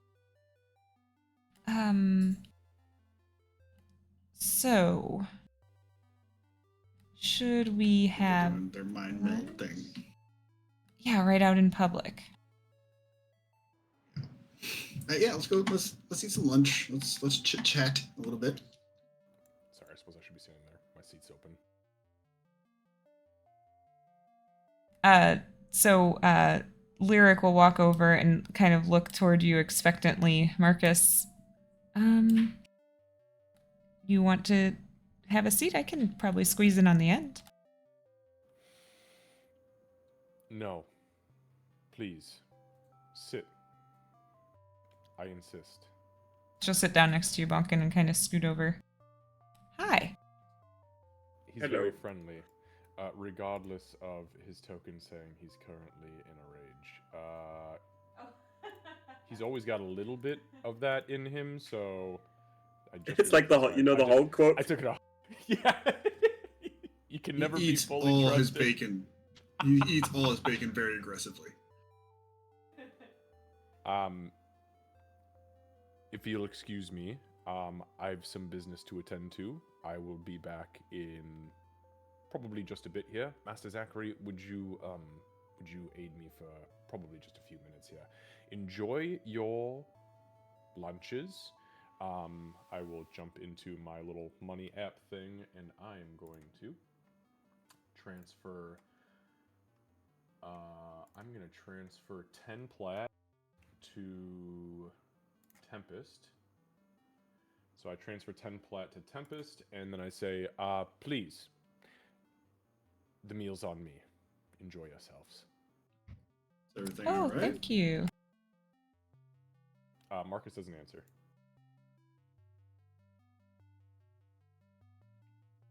All right. Well, come on in, guys. Enjoy the meals. Oh, hi. Wow, you're on top of me. Jesus Get Christ. cozy, Momo. Tap dancing on your head. Mama likes you. So Zachary would follow you out, Marcus, and he'd be like, are you everything all right? Get the car. Okay. Actually, I'm going to just walk with you. Okay, I'm gonna walk with you. Thank you. You'd also definitely get a message from Bonkin asking if you're okay. Marcus leaves it on red. For right now. For right now. But I'm going to take a note of that because he may respond later. So Cyrene looks across the table. So I put over there, right? Oh no, I put her there. So Cyrene kind of like leans forward and looks over at you, Tempest, and he goes, "So he's taller, darker, and handsomer than you let on." How would you know? You can't even see his face. I swear to God. He said that off screen. I said, how would you know I'm wearing plate armor? Oh, don't be so shallow, Tempest. It's not all about what's on the outside. But the mystery helps. Yeah. You don't know what's on the inside either, really. Come on. I mean, You yes, do. he is sometimes. I guess I do. He can be handsome sometimes, I suppose. He's not my cup of tea, personally. So. Well, we No, all he's know not your with cup of Kira. tea. Yeah, we do. What'd you say, Bonkin? Yeah, he's more Mishkiro's cup of tea. That's true. And he'll definitely like smile at his own joke, in spite of being like terrible. Lyric will look over and say, "Oh, Kira, right. She's not here, huh?"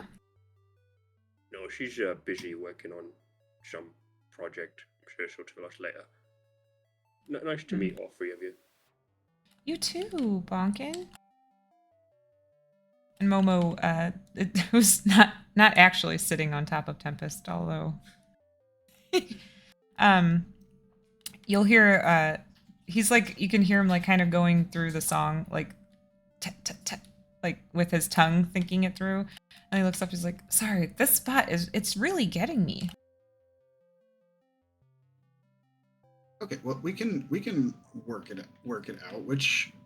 Which song was it again? It was the Echo Will Remain. Echo Will Remain. It's that spot from, well, he was right. From after the second verse when it's going into, it starts to really ramp up. There's just like this little, I can't, I feel like I'm getting it just half a second wrong. Well, we could definitely practice that more when we get back to the studio, I suppose. But I mean, I think that's where the beat drops, right? I mean, like that's where all the energy comes in after that portion, and then we just kind of, pick up the pace a little bit, and that's where the action happens. Yeah. Yeah, no, you're right. I should focus. I'll focus on lunch. Sorry, I'll focus on lunch. So you don't do like dream metal, right? That's what Yeah. 10%.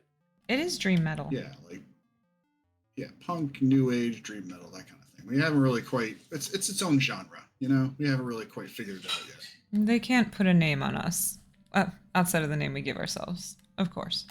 Right. Well, yeah. Exactly. To be fair, from what I've heard, artists or bands can do lots of different. I think you guys called it genres with their songs. Yeah. So Lyric would reach over and like put a hand on your forearm and be like, "Yes, genres. Good job, Bunkin." I'm stupid, not a child, Miss Lyric. Sorry. Oh, Not to be rude. well, I wasn't trying to be rude either. I was trying to give you a compliment, but I'm sorry. No worries. I get it. You're not the first person to try that. Or to do that, I should say. He's actually really quite wise. Probably the wisest amongst us, I'd say. Probably because I guess technically Mr. Marcus and Kira are a lot older than I am, but I feel the oldest, I guess. I guess I would say that I'm the child of the group for sure. So I would say you've fallen under a kind of fatherly figure amongst us all. Yeah, I have that vibe about you. That's good to hear, I guess. It's better than not having one. It's good to know that as a father, I seem like a father.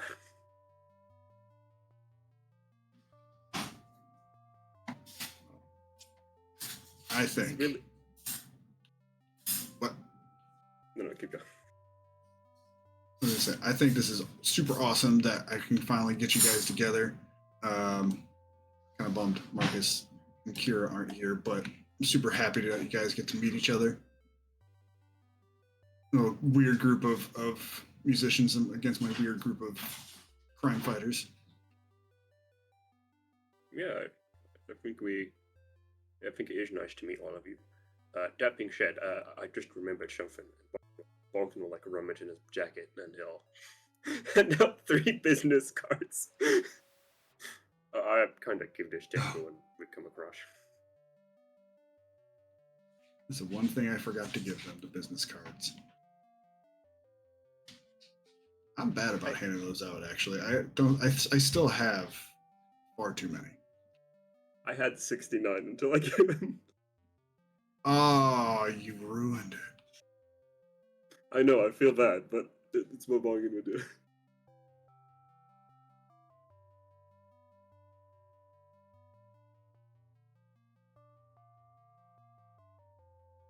Now I have 66.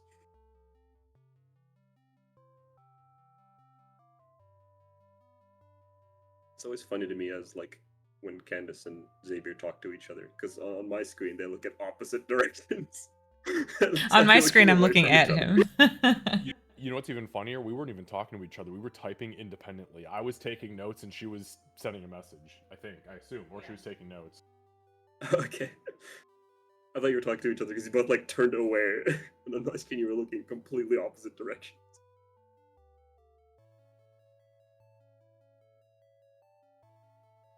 You know, you can move our on your screen. You can move our pictures so we look at each other. Yeah, I know, but it's funnier this way.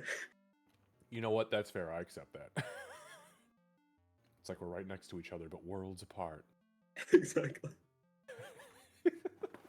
So close yet so far.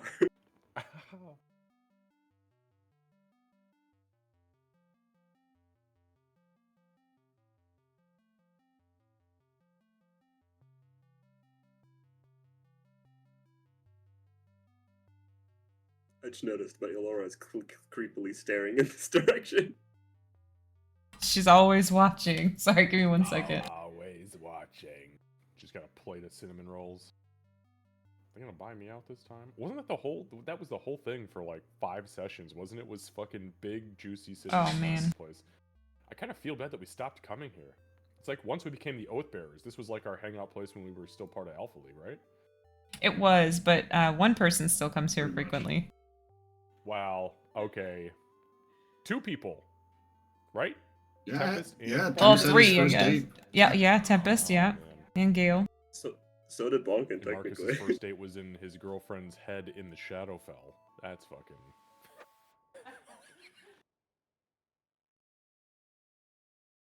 All right. Yeah, so she'll bring over your guys' food and stuff. So, Lyric will look across the table. So, Tempest, he recognized all of us. Does that mean you were talking about us? Yeah, I talked about you guys, and I showed him your picture. Does he Yeah, not yeah. like musicians, or? Well, it's okay. Mr. Marcus is very what's the correct word for it? He's He's intense. very- yeah, and he doesn't like relax easily, so he's always concerned about things. And where we come from, Bodge, like, no offense, but the musicians are kind of reckless and talk way too much. At least the one in my town did. And he was worried you guys were gonna like try and the songs of what Mr. Tempest tells you might get to your head, and we might accidentally end up, finding you not alive. Oh, did you not tell them that Sirene's a, giant pansy? Hey. Oh, oh, absolutely. Well, it's true. You're a coward. I Oh, told them that.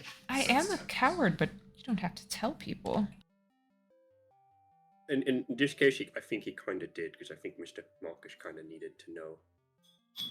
Despite well, how cold he seems, he's very kind. And I said coward in the nicest way. Okay, as long as you said it nicely. I said fucking coward. Just objector. I'm not really joking, but I did mean that in all kindness. You are a gentle soul, and that's not a bad thing. Well, look, I'm not exactly a coward. I just avoid violence at all costs. I don't think that makes me a coward. I think it makes me a peacekeeper. Pacifist. That's true too. Yeah. There's nothing wrong. I'm not saying there's anything wrong with it. I'm just saying, like, in comparison to the way, Marcus thinks about things, that's kind of the best way to get into his. He's straight to the point kind of guy, and if he can't get straight to the point through words, he'll get straight to the point through your fucking brain. So That's true. This one's Lyric. In case I'm not coming across as the different characters. So I guess that means that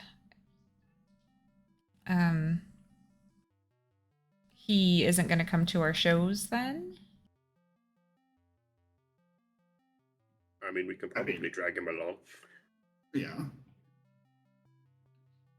I mean, we'll ask him, and he's come to my shows before. I mean, we ended up getting into a fight with elementals that day, but he'll still come to our shows, I think, if I ask him. Oh, was that the one in the theater? Yeah. Yeah, that's the one in the theater One in the theater. where Chandoff was born. Oh, Chandoff, yes. Okay, I know. Have him in our house. I know you said we can't really go to headquarters, and we understand that's fine. But could you bring Chandoff out sometime? Oh yeah, absolutely. Yeah. And if we ever can go to headquarters, then we can see everything else too. Well, we can't let you past the first floor if you do show up. Sorry. And Serenity speaks up. Yeah, that was very subtle, Lyric. Just invite yourself over.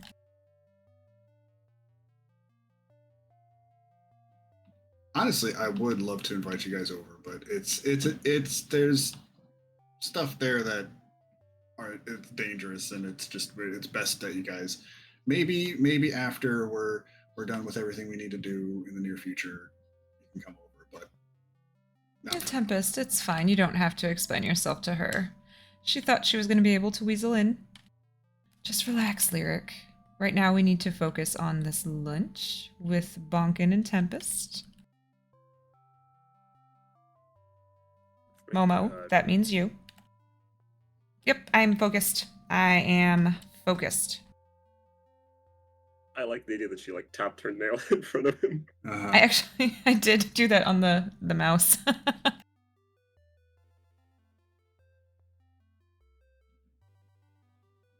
And I think Tempest would probably once the waitress comes back over, he'll probably get himself a BLT and like a pie for his lunch, and then continue the conversation. That sounds really good. All right. Okay, yeah, so she'll bring that food over. We can change scenes. Yeah, we can follow. In case we like don't finish this week, I'm gonna send a message to Kira to be like, "Yo, we're at the like diner. Do you want something?" Oh, that's nice.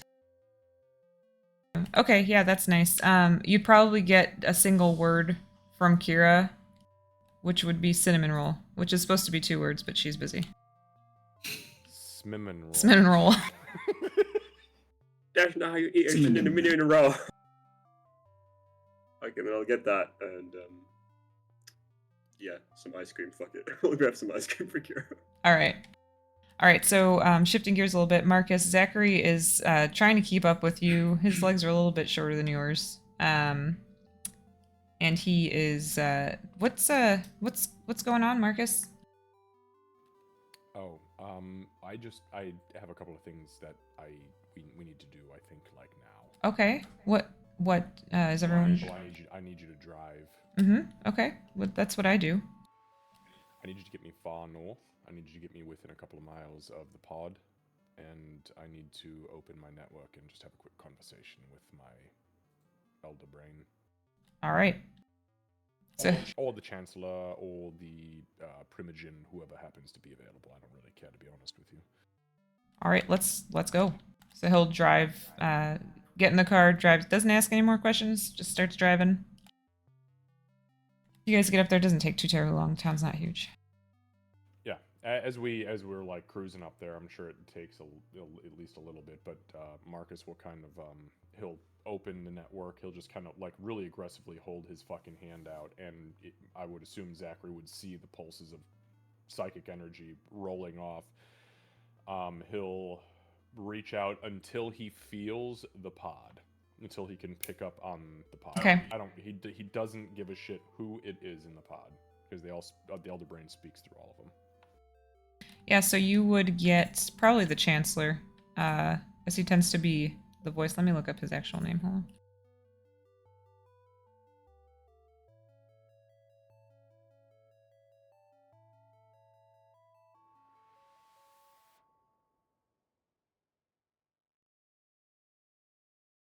Well, I can look on the thing, but yeah, you get the same guy. Yeah. It doesn't matter. He wouldn't address him besides his title. All right, so as soon as I connect, Marcus will say,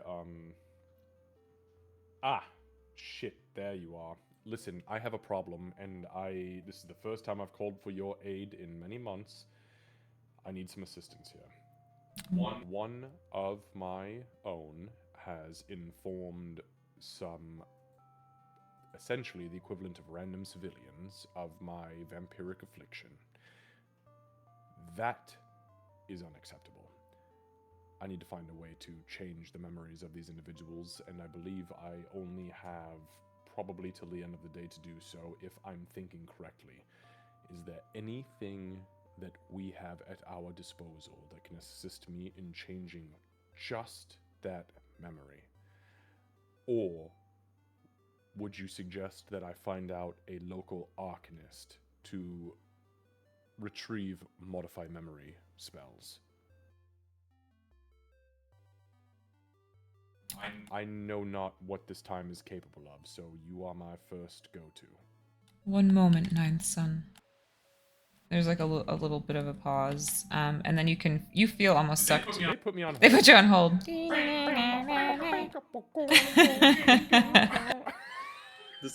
Mind Flayer is like actual dream metal. So, Hello, this is Professor Sundamar for Sundamar's Sundries. Do you have bad memories you want to get rid of? I'm always hungry. Wow. Okay. So you actually almost feel like there's a brief pause, and then you almost feel like you are being drawn into the network a bit more, and you'd hear the voice of the Elder Brain. Yeah, as that's happening, Marcus will kind of like slap Zachary, and he's just gonna be like, "I'll be right back," and lurches forward as he, kind of. Yeah. Yeah, you're all like you feel like you kind of get pulled into that cave. Actually, I guess I could pull that map up for you. Nah, Okay. And you're like standing in front of the altar or the pool, I guess, where the Elder Brain was, and it's like an ethereal. Yeah, like an out of body. Yeah, I got it. And you can hear his voice say to you, "Ninth son, you've asked for nothing and given much. We will be happy to assist with this." That's fair. I did ask for your patience when I decided to become a vampire, so that's kind of like on me. And I appreciate that, by the way, because we're doing good things for the future and the past. And the present, I guess, because you're all... Anyways, okay. I assume you have already, and I open my mind again to the detect thoughts spell, and I kind of show them everything that the three were thinking that I could pick up on, and then I double back to God, hang on a second. I double back to Sirene, and I show them kind of in repeat a few times the like Tempest telling them that don't worry, yeah, he's a vampire, but he's cool. Don't worry, he's cool, guys. Like, he's cool. Everything's okay. And Marcus just goes, "We are all aware that the equivalent of civilians in our eyes cannot have that information. I don't know what kind of religious, potentially zealotry behaviors these individuals have behind their artistic views, and I fear that may not be a thing that we need to have out on our tails, considering we have so much time manipulation and dragons and TW and all of the things that needs to be removed.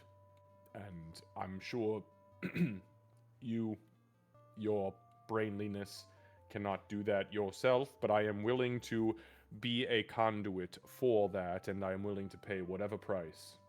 Save my soul. I don't make deals like that anymore. But anything short of that. I've tens of thousands of coins. If the pod is in need of any sort of trading resource, I would give you anything. I would give you anything that you want. I have a business cards, void shards, lots of rations apparently, which I guess I don't need anymore. Potions, scrolls. What do you want? What do you need? Even for information, I've thought about contacting dear Mistress Umi, but I fear she would question what I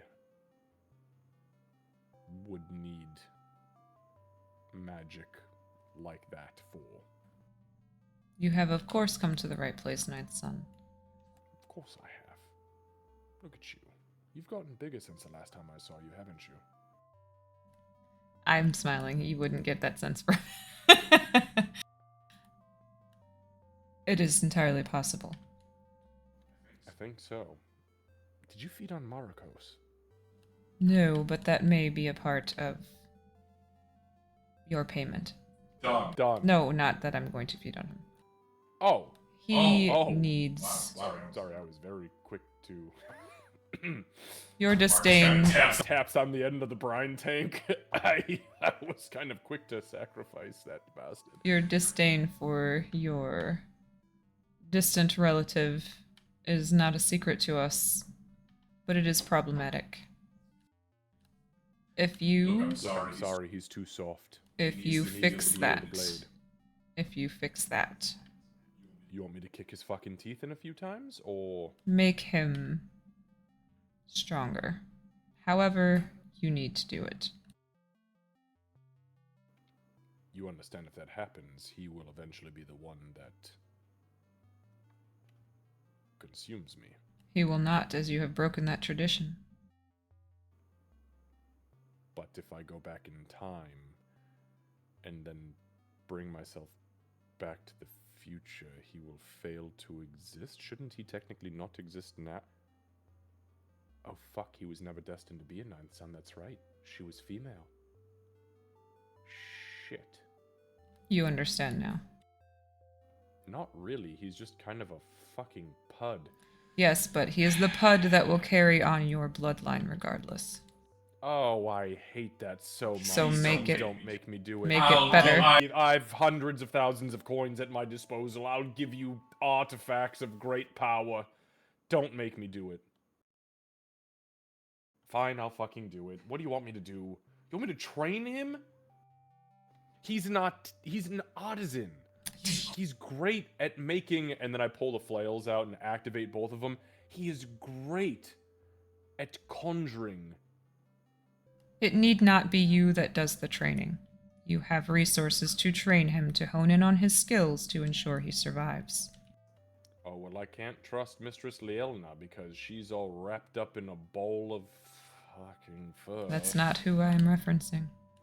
Well, it can't be Master Jared because he's too busy praying to the gods who've turned their backs on all of us. Who else do you know who is a good, detailed, thoughtful crafter?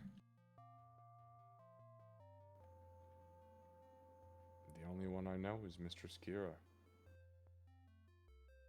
But she's way too fucking busy to even give me half of her time than to give that little bastard a quarter. Then there is your sacrifice. Part of her time.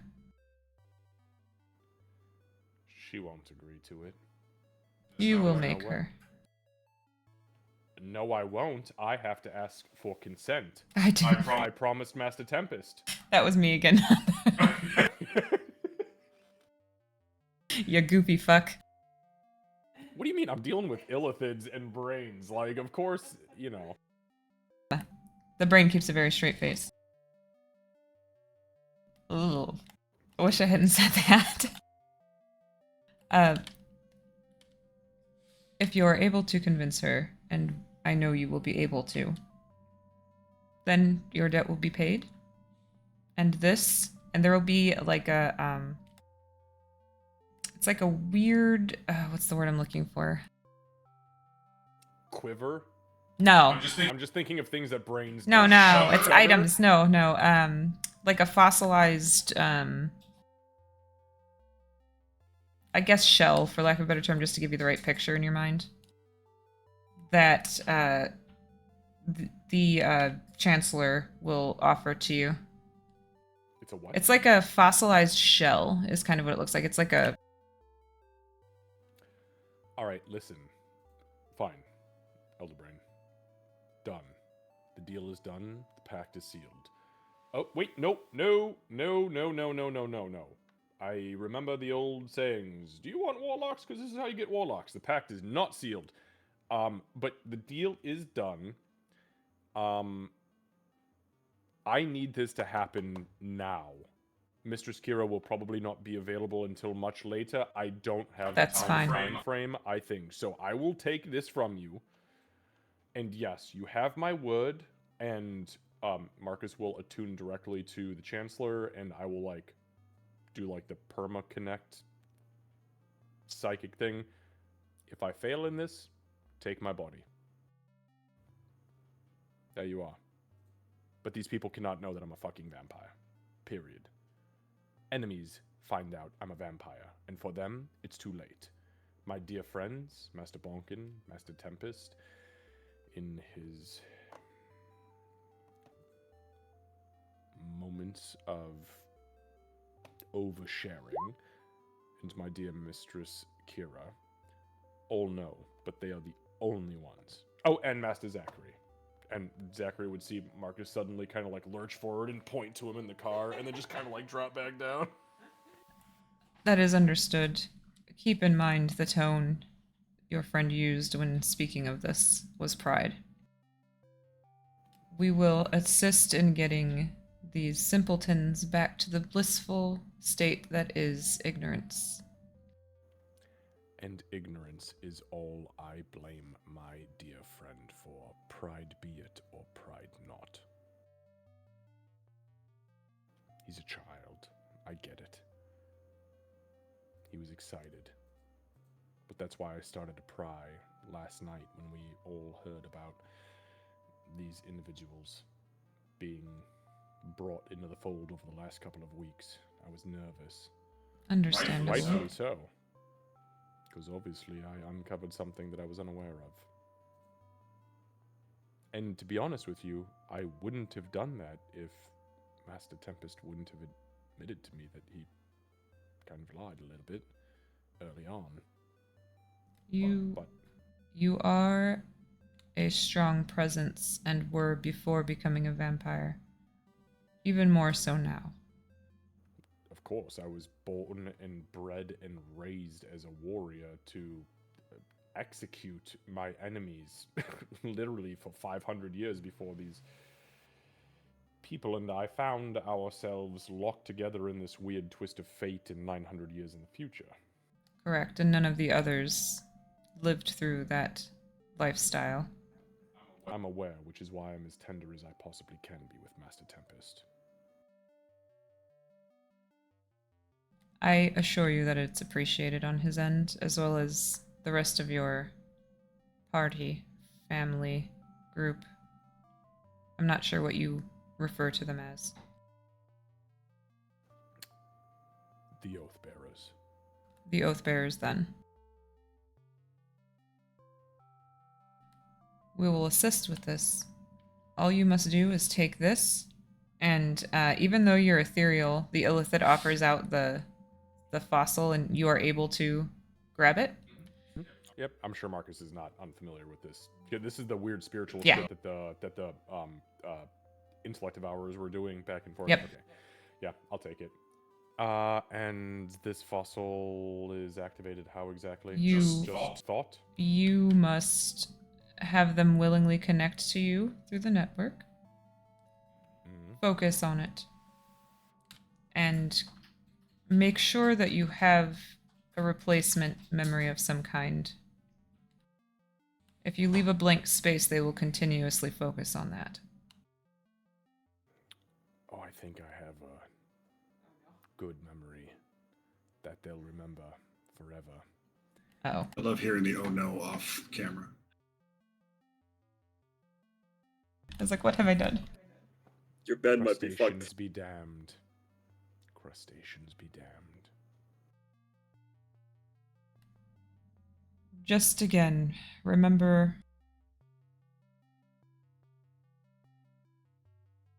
that their upbringings were different and remain tender. I am always tender with those who deserve it, and furiously violent with those who don't. You and I both know that, and I have been that way for 500 years. And you will continue to be that way. 1542 years or whatever it's been now.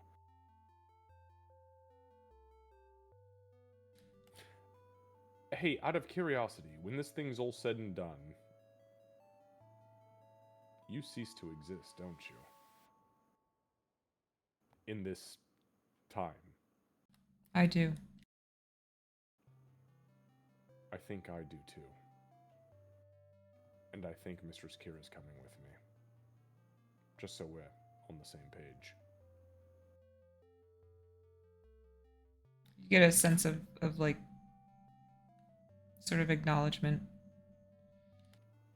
Marcus will put his hand on the brine pool rim again. Alright, good talk. We await your return for the ritual. Oh, there's a whole ritual for this fucking thing? Oh, yes. Wait, what? Oh, you mean for that ritual. Sorry, I thought you meant like Mistress Kira was gonna have to come here and do some sort of ritual for Marikos. You had me all confused. No. Sorry, the ritual thing came very suddenly. I've had a long day. I need to get back to the diner. If you'll excuse me, and I hang up. Okay. You hang up. Okay, yeah, so you hang up and Wait, hold on. Can I hang up? he lets you go. Okay, I hang up. Okay. So yeah, you just Respectfully. respectfully click, sir. Oh, I guess they don't do that anymore. Old phones clicked. Now you just push buttons. I know, we're all old, except for Lucy, who is a baby. There's no satisfying snap or slamming of the receiver. Multiple times, too. Okay, so I never had an angry phone call.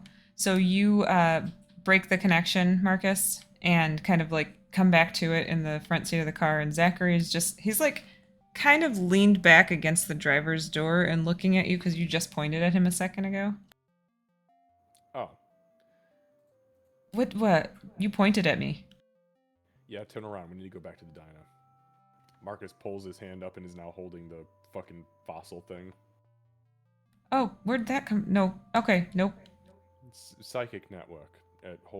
We just needed to get close enough to the illithid so I could have a conversation with him. Can I be completely frank with you? Always.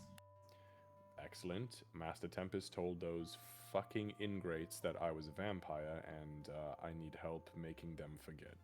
Because that is information that's very private and very personal, and I can't have them knowing that. Although I don't blame him for what he did, it was ignorance and pride that deluded his mind. So you're not gonna, like, attack him in the kitchen?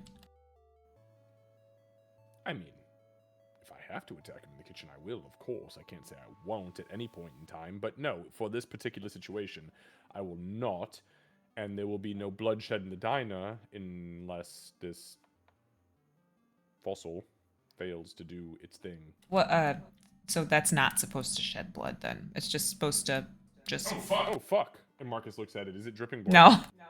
Okay, he looks confused. What are you talking I mean, you just said that you need this thing at the diner and something about him telling about vampires. I don't know if you're gonna bash him over the head with it or... Oh, well, if things go sour, that may be what happens, but, I'm just being honest with you. But no, I don't foresee that being the case. I'm going to utilize this, and... Oh, fuck. I twist the visor, and I send Kira a text message that says, so we need to talk. I need to ask a huge, super big favor of you. I got some information on the mind delve with Professor... ...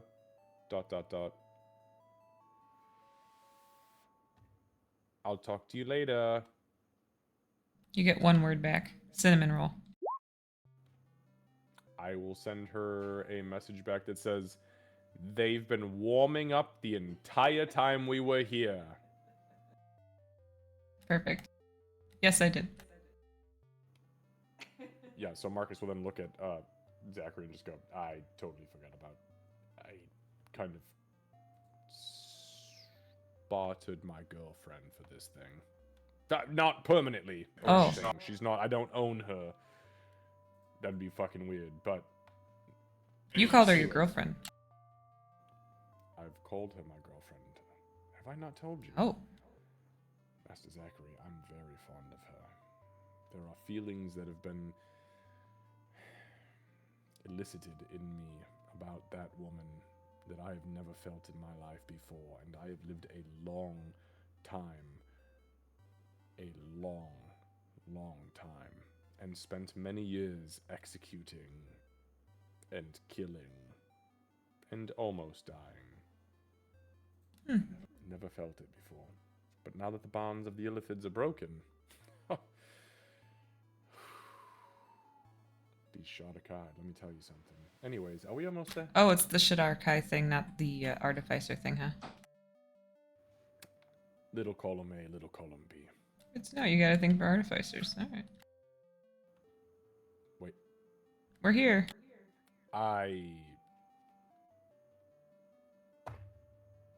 Master Zachary, Marcus. are you an artificer? He grabs a. I'm gonna open the network and immediately cast Detect Thoughts. Okay. And I'm gonna burn that last second of the Uh-huh. slot to read his mind. Since I asked him a question, the first question I get is free. So what comes to his mind when I say, "Are you an artificer?" It's about fucking time. Marcus will just say out loud, "It's about fucking time, eh?" I've been wondering if you guys were gonna figure it out. Son of a bitch. I let the spell fade. I won't dig any further. But I'll make a very obvious hand gesture and wave it away. I had a sneaking suspicion, but I didn't realize that your magic intricacies existed in this day and age. He taps the dashboard of his car. A lot of my power goes into her. Huh. And what else is she capable of that I'm unaware of? Unaware of. Can she transform? Autobots roll out. Well, We have a different movie. Well, it's entirely possible that she could do some damage in a fight. If we ever needed it.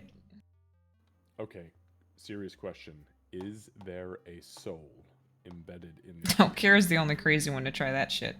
Oh, look, if I don't ask, I don't. No, it's kind of against, like, the Artificer code. But Oh, that's why it was a big risk. She pulled it off, though. fair enough. Do you need to soup it up any? Oh, this? No, she's good right now. She's good for now. Nah. We're gonna go fight a time dragon. I'll think on it. Okay. Are we here? We're here. Excellent. Do me a favor, just in case this goes south, would you mind staying here and just keep it idling? Sure. That's the thing you can do, right? That's a Idle? thing I can do. Bring me more coffee. Oh yeah, I'll bring you more coffee. You guys just see Marcus like stroll past the window. Also, I send Zachary 2,500 gold. You just hear like a disgruntled sound come from the car. No, you wouldn't. It's soundproof. You hear nothing. And I'm wearing a helmet. He's disgruntled in his car. You see angry hand gestures. I've done the math, by the way. This man's made like almost 100,000 gold this year. That's why the truck is the way it is. I was like, all right, I'm putting it back to you. So stupid.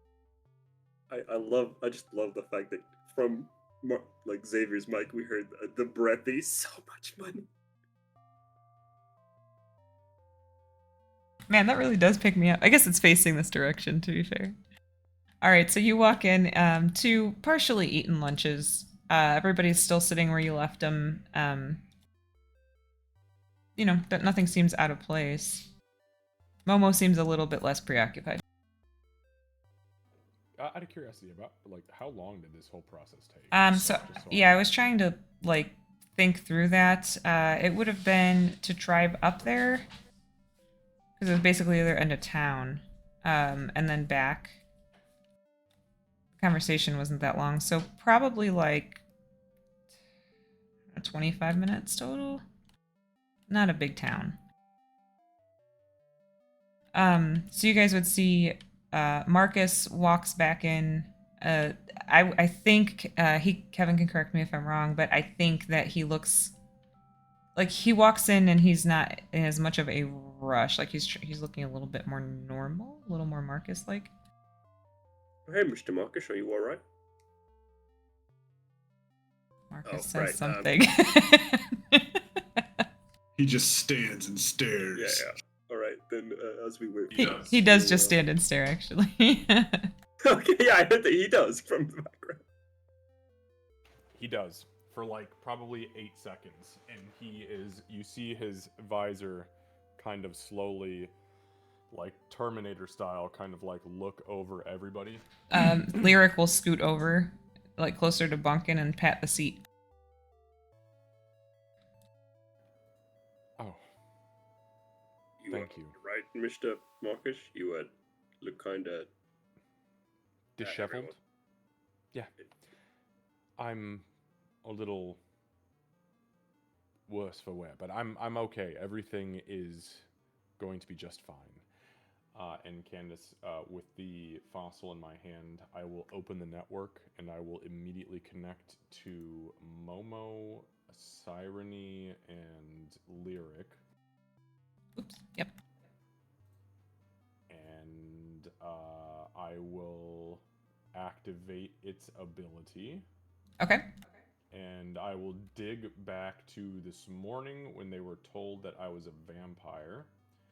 And I don't know, you can obviously dictate how this is. I don't know what is actually happening, but I guess I will dictate, I will re-modify the memory to, instead of Tempest warning them that I was a vampire and don't worry, he's got it under control and everything's okay. Instead, he tells them he's a real powerhouse around bad guys, but he's totally capable of keeping us safe and in line, and he's super cool, and you guys are gonna just love him to death. He Trust sprints me. like 5 miles every day. And that's what they're gonna remember. Okay. All right. So, Or at least that's what I'm gonna try to make them remember. I don't know if this fucks up. I'm gonna have to go have a conversation with the brain. listen. Remember how I promised you Kara would help you? Okay. So yeah, you tell them all of that. Let me think here.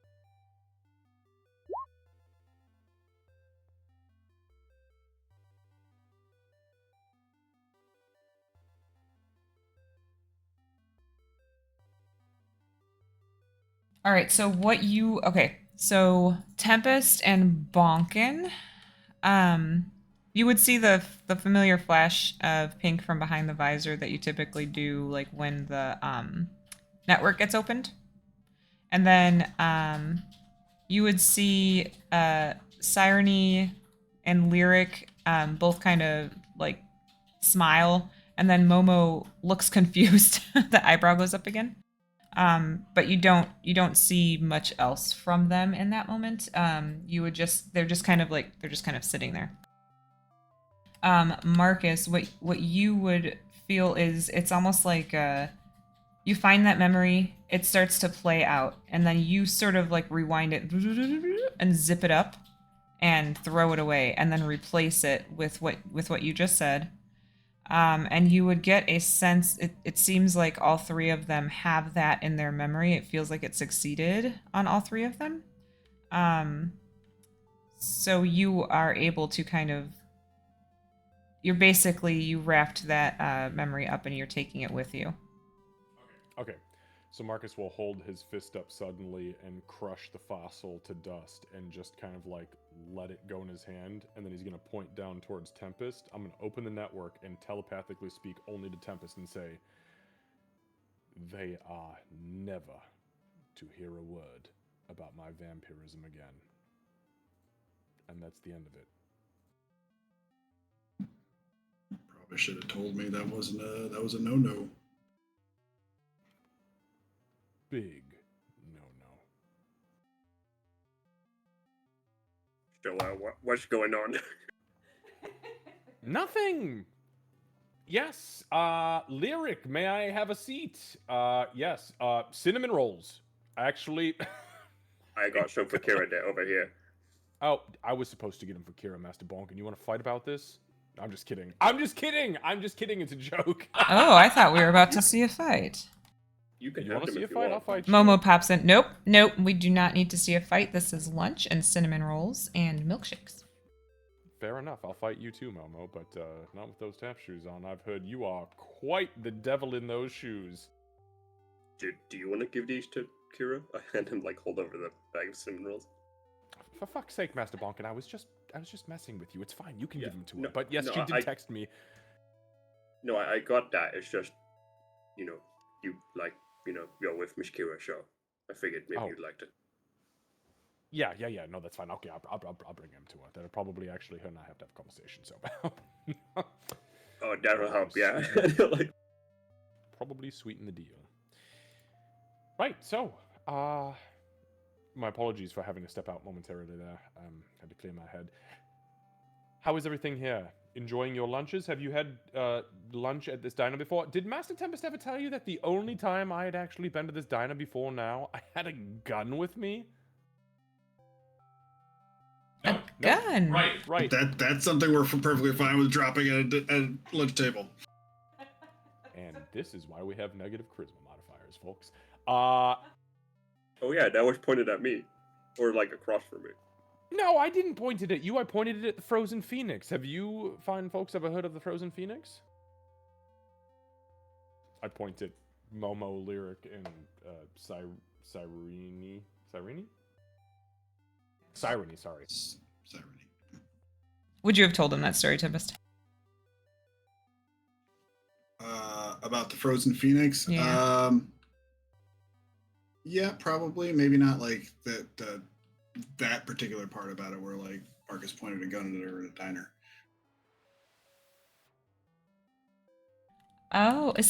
So Frozen Phoenix. This is Lyric.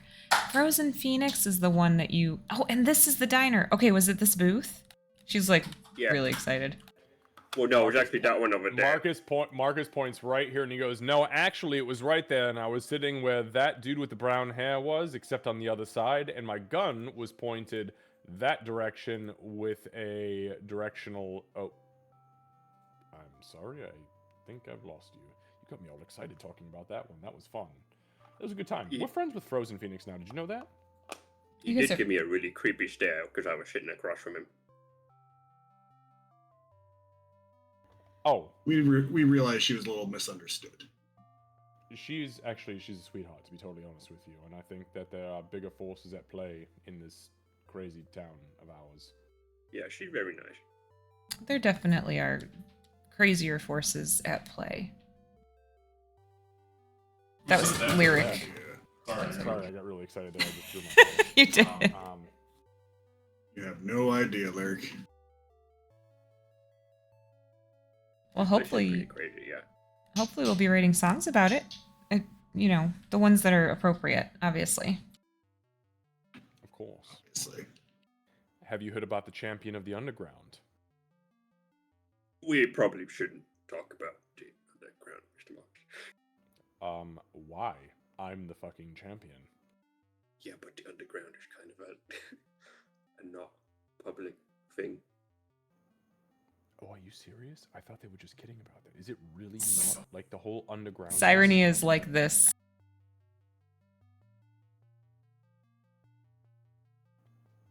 Not now, creepy elf. I'm kidding. Bonkin didn't say that, or he did. Face palms her. He just shoves his hand in his face. No. No. Yeah, it's kind of should not be talked about.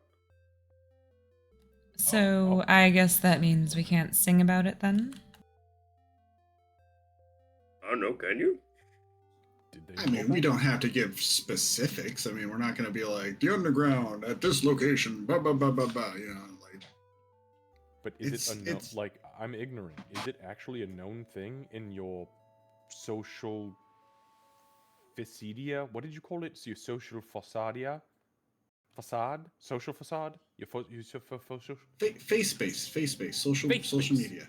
Yeah, social media. That was it. Sorry, I'm getting all of these terms. I think it Is was it face common knowledge, crimes. Well, I know about face crimes. I've witnessed a few of them. And Marcus glances suddenly up at Bonkin and then back down at everyone else. That was fucking rude. Fuck you, 8 charisma. Get the fuck out of here. And then it's not because you're social inequities. And it's funny. It's funny too because like in order to look at Bonkin, you'd have to like lean across and like over, so like it's not subtle at all. No, it's not subtle at all, and that's where the 9 charisma comes Marcus. It's fine. He's not wrong. It's true there was a face crime there though. Somebody took your eye. Yeah, That's like true. willingly. Well, it's not mine to tell. That sounds like a good story. Alright, settle down. Okay, first of all, everything's a good fucking story. You should be a reporter for the news. I tried that. Did not work You were out. Too beautiful, I'm sure. You said that to Sirene? Yeah. He smirks. He was the one talking, Yeah. right? Okay, that's what I thought. He smirks.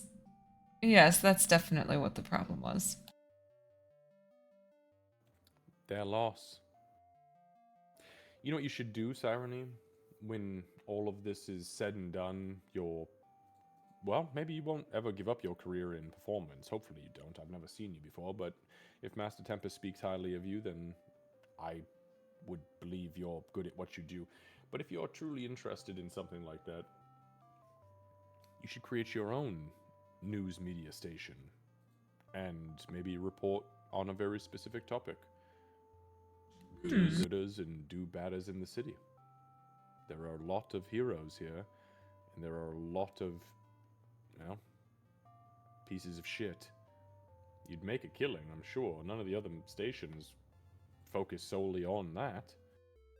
You have Alpha League, the Watchdogs, the Oathbearers. I'm sure there are others on the hero side, and as far as those villainous bastards, there are handfuls of them that rise and fall.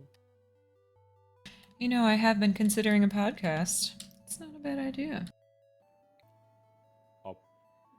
Worship. Marcus looks. What? Oh, nobody can What kind- see his face. What kind of spell It's is what- that? No, it's where you talk on the radio kind of. So it's a radio? It's like a Talk- it's a- digital it's a- radio. It's a digital talk show. Yeah. That's interesting. The irony that's that, and like casting out to the pod is pretty much the same fucking thing. Do they do it through psychic waves or the wizards in the walls? It's definitely the Wizards. Yeah, it's the Wizards. Thank goodness. Yes, that's I another don't think song I I've want been. podcast beamed directly into my brain. Yeah. No, definitely I not. love it. What an easy thing. Oh, there you go. Your first podcast. Wizards in the Walls. Fact or fiction? Done. I guess I never considered exactly how electricity works. I know that they explain it, but they explain away a lot of things. Yeah, I'm sure they do. Right. Well. Nobody can see Marcus's face. I No. believe, so he just kind of awkwardly looks around at everybody. Did you get your food, Mr. Marcus, before you left? Marcus glares at the warm milkshake on the table. I did not. As you're looking at that, Elora comes over and grabs the warm one and puts down a cold one in front of you. Oh, thank goodness, love. How much do I owe you? Oh, don't worry about it. I know We how it already goes. paid. Did Master Tempest pay you? Tempest, you would have Bonkin paid. nods nods at it. Even if he didn't, he just like nods. She says yes. Can I try to read You can try. her-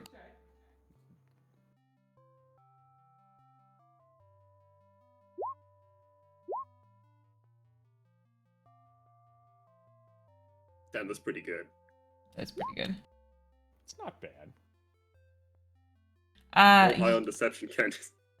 Yeah, so unfortunately he did get one higher than me, so yeah, I got a 14. So she kind of smirks and winks at you, and then she's just like, don't worry about it, honey. I know how the hero life goes. Oh, stop. I'm no hero. That's not what we heard. That was from Momo. Okay, well, Momo, I am the ninth son, so I'm sure you hear lots of things. Do any of you know Marokos, by any chance? Marokos. Perfect. Keep it that way. What that shit? Yeah, okay. Anyway. He's a rising star in the underground. Oh, speaking of that, do you guys know, do any of you go to, like, the what did you call it, Mr. Tempest? The Università? University. University? Yeah. School, college. Yeah. New Any Haven of you go to College. that? Actually, all three of us have. That's how we met. Oh, okay. Then do you know Mr. Kanua? That one doesn't ring a bell. What does he teach? He was the history teacher, I believe. Oh. He was- Demonologist.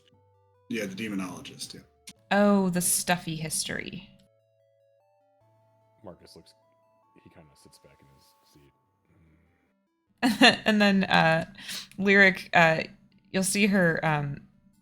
You can see that like her body moves, and then Sirene kind of jumps and goes, "Ow!" Oh, you mean the one that Gale studied, right? Sorry, Tempest. I'm sorry. Well, it's fine. I don't really like history all that much either, and you know, we made peace with that. And she stays on her side of the campus. I stay on mine. It's just We so need someone in the middle. boring. It's very boring. Did you three study at any of the major bardic colleges? They all nod. You, Momo, what did you study? Actually, before I ask that, I guess let me back that up because that's kind of a DM question. Does Marcus actually know like about? He would know about like bardic colleges, right? And like how they specialize. I mean, you'd at least know at least a little bit. Yeah, because you got Tempest living with you. There's no reason you wouldn't know at least a little bit of that. I mean, Tempest sort of talked about. He was earlier, I think, talking about college and stuff. Can you all? Well, yeah, but I mean, like Tempest wouldn't have mentioned it as in like I am the College of Creation. Oh, I Because- see. Yeah. Right. Yeah, Marcus would He know f- that. Yeah, he kind of figured shit out, kind of in his own right. He never trained Right. Okay. officially in it. Okay. Marcus, I would say. I mean, you'd have basic. History check, like to. Yeah, we could see it. Just how much. We could see just how much you know. Go ahead and do a history check. I mean, I don't know about his specifically. Jesus Christ! Apparently, I studied at the colleges myself.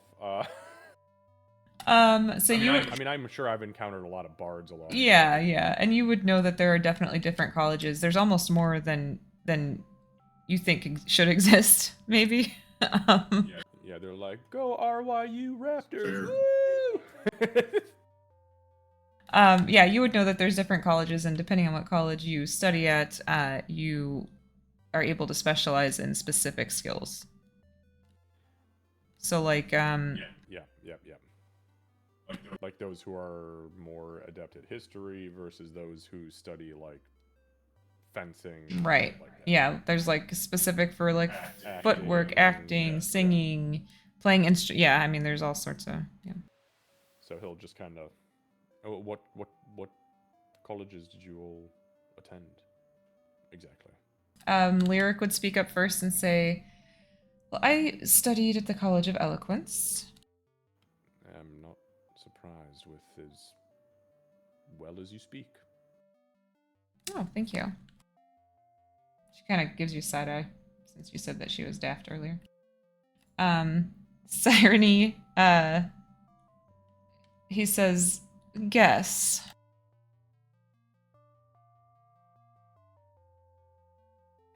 Shifty, and yet so handsome. Were you one of the noble studies? I don't know. I didn't know if you had something specific in I mind. truly don't. Marcus doesn't know what these fucking colleges are. He's just trying to think of like the bards that came from like nobility that he was probably working for. Okay. Okay, I see where you're going. So, My experience was a little more glamorous than that.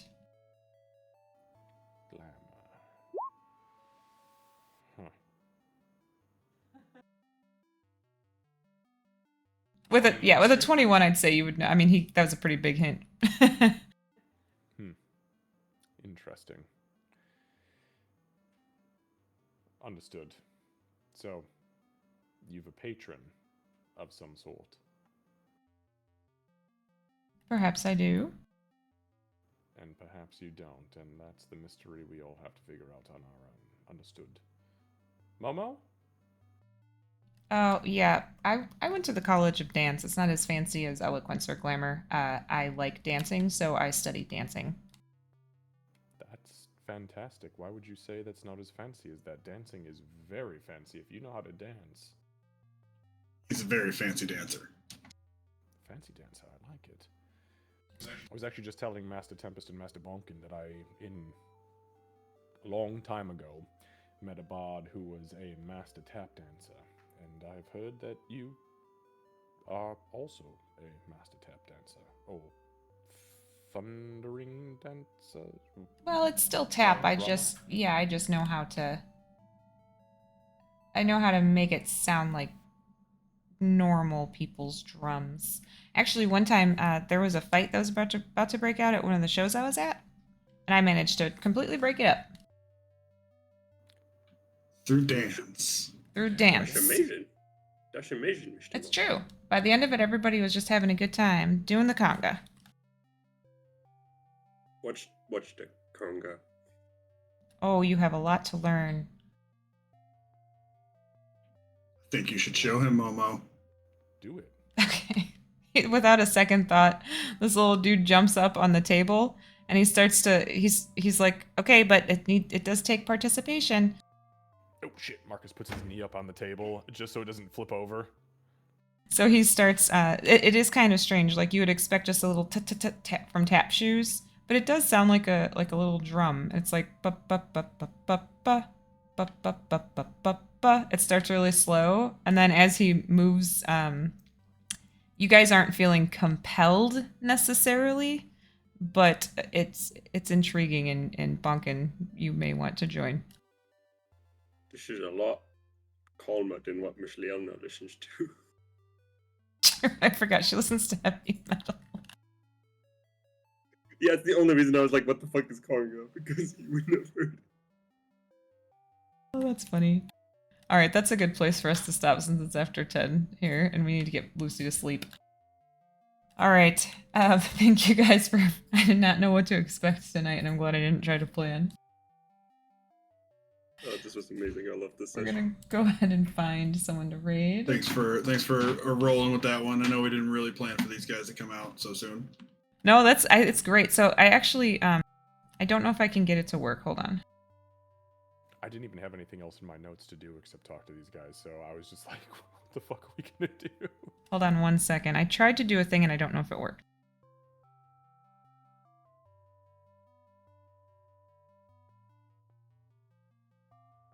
Let me see if I did the right one. Hold on.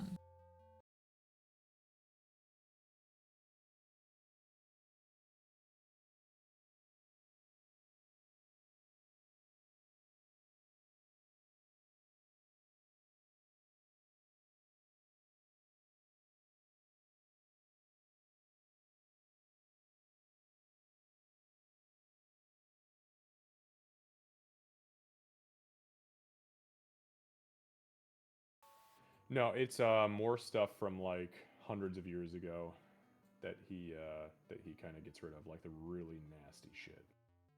He tries to remember the present and forget the past. So I have something. I didn't know if it would work exactly, but it's only a couple minutes. I won't play the whole thing, but I did work on this week. Hold on. Okay, hold on. If this is music, then give me a sec. Okay, I'm good.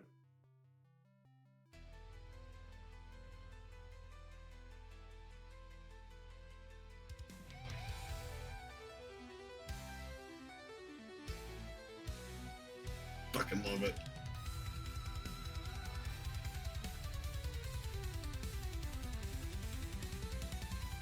Yeah, that's dream metal. Damn, no kidding. This guy can tap dance. Holy.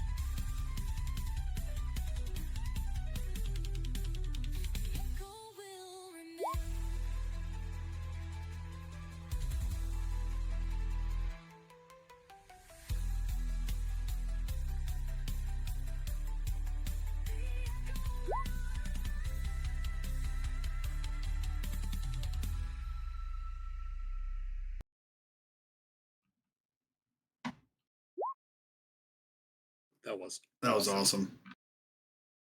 Badass. Yeah, cool. I'm glad you So guys cool. liked it. I wasn't sure if you guys were going to be able to like play this session or not, so I wanted to have something prepared. So that one ended up being my favorite one.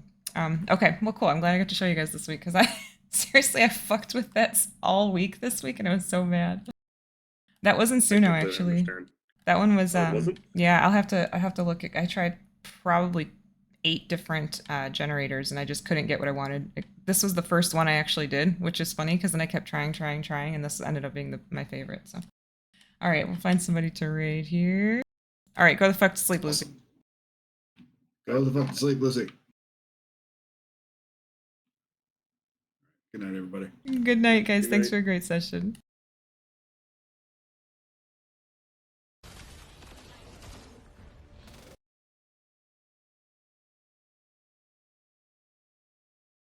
To me.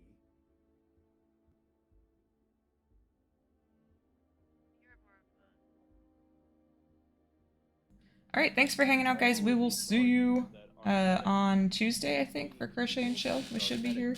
So hopefully we'll see you guys then. Have a good Monday. How many sims do we have left?